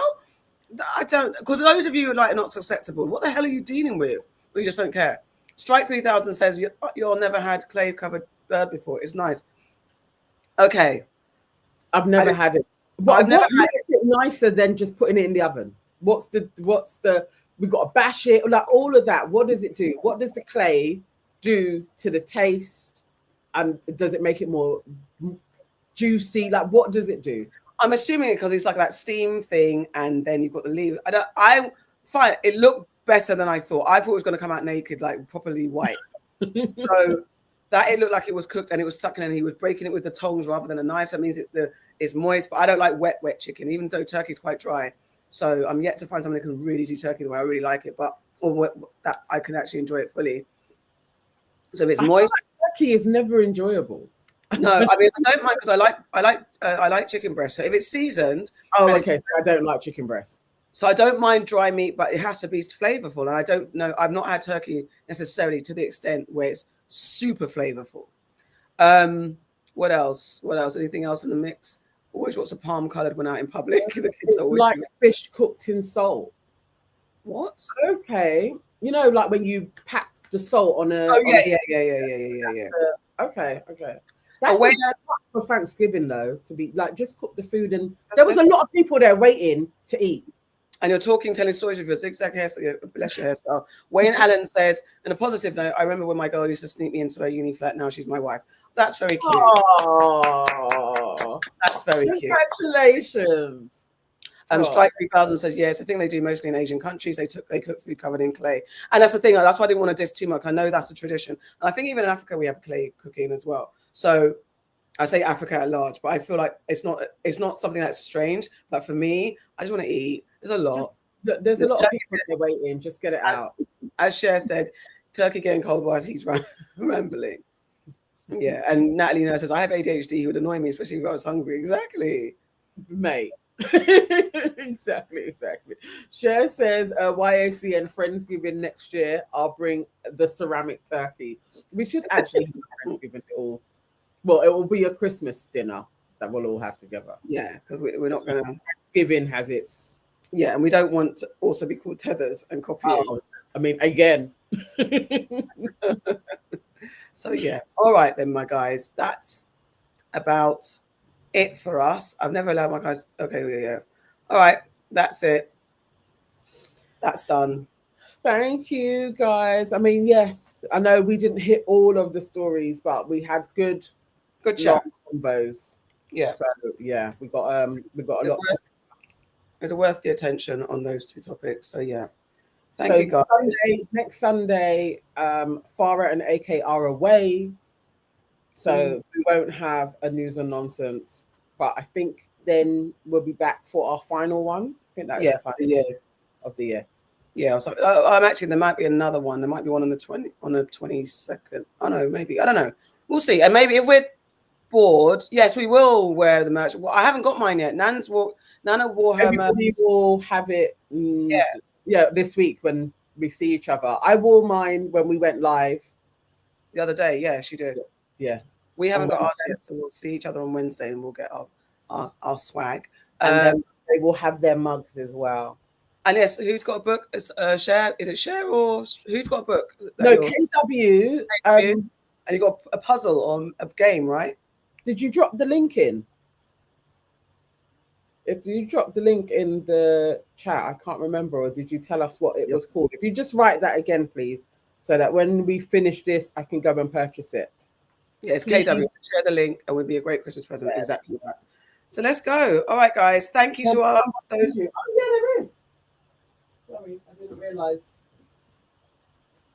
This is the other colors. there. Can't remember who it is. It's me. That is you. It's me. That's AK. That's AK in the middle. This is Farrah in the middle. Go on, get your one. Get your one. I don't have it here. Okay. All right. All right, guys. And thank you to everyone who bought memberships. Thank you for our £5 gifting. Thank you, thank you, thank you. We love you. Thank you for rolling with us tonight. No one puts AK in the corner. That's right. Ooh, my sweet baby. No, I have actually never watched that. Don't you dare. No lies at all. We're going to watch it. I'm going to force you to watch it. No, don't you dare. It's a brilliant film. Dirty Dancing is actually a brilliant film. It's such a brilliant high low. It is. It's a brilliant film. Yeah. Yeah, I've never watched it. I've never watched Footloose either. Okay. All right. We all right. Can we what's the rule of watch-alongs?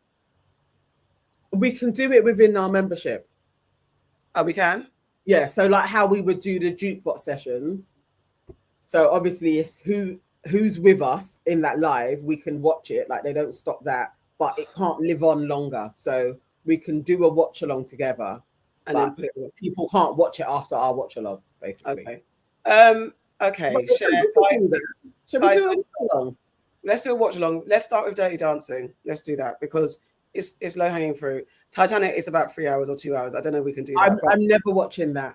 That literally looks like hell to me. I've never. It was actually good. Titanic's actually good. I would have to be in a cinema like 3 hours. I don't think it's 3 hours, but it's a good film. Titanic's actually good. Do a Discord and you can watch along. Okay, let's try that. That's what we'll do then. We'll try Discord with our watch along then. Really? Is that okay, I'm gonna look into that Discord thing. Like you guys have set me that thing. I'm going to do it. I'm also, just while we're here, I'm making apps at the moment as well. So I will, once I start launching these apps, I will let you guys know. Yeah, she's gonna have an app page, and it's like, and Nana knows. I'm putting it out there. Nana knows, and that's gonna be her page. Yeah. Information. I'm gonna try it. AK is saying that I need to do videos of teaching the things that I teach myself and learn and take people on a journey with it. I don't know. I try and I get the camera out. It's not like we don't talk on a camera all the time, but there's something about when it's just me, it feels weird. I'm still self-conscious. That's the thing. Listen, I'll do it with you. I will do it with you. You know me, I'll sit there with you and just talk through it, ask you questions, if that be the case.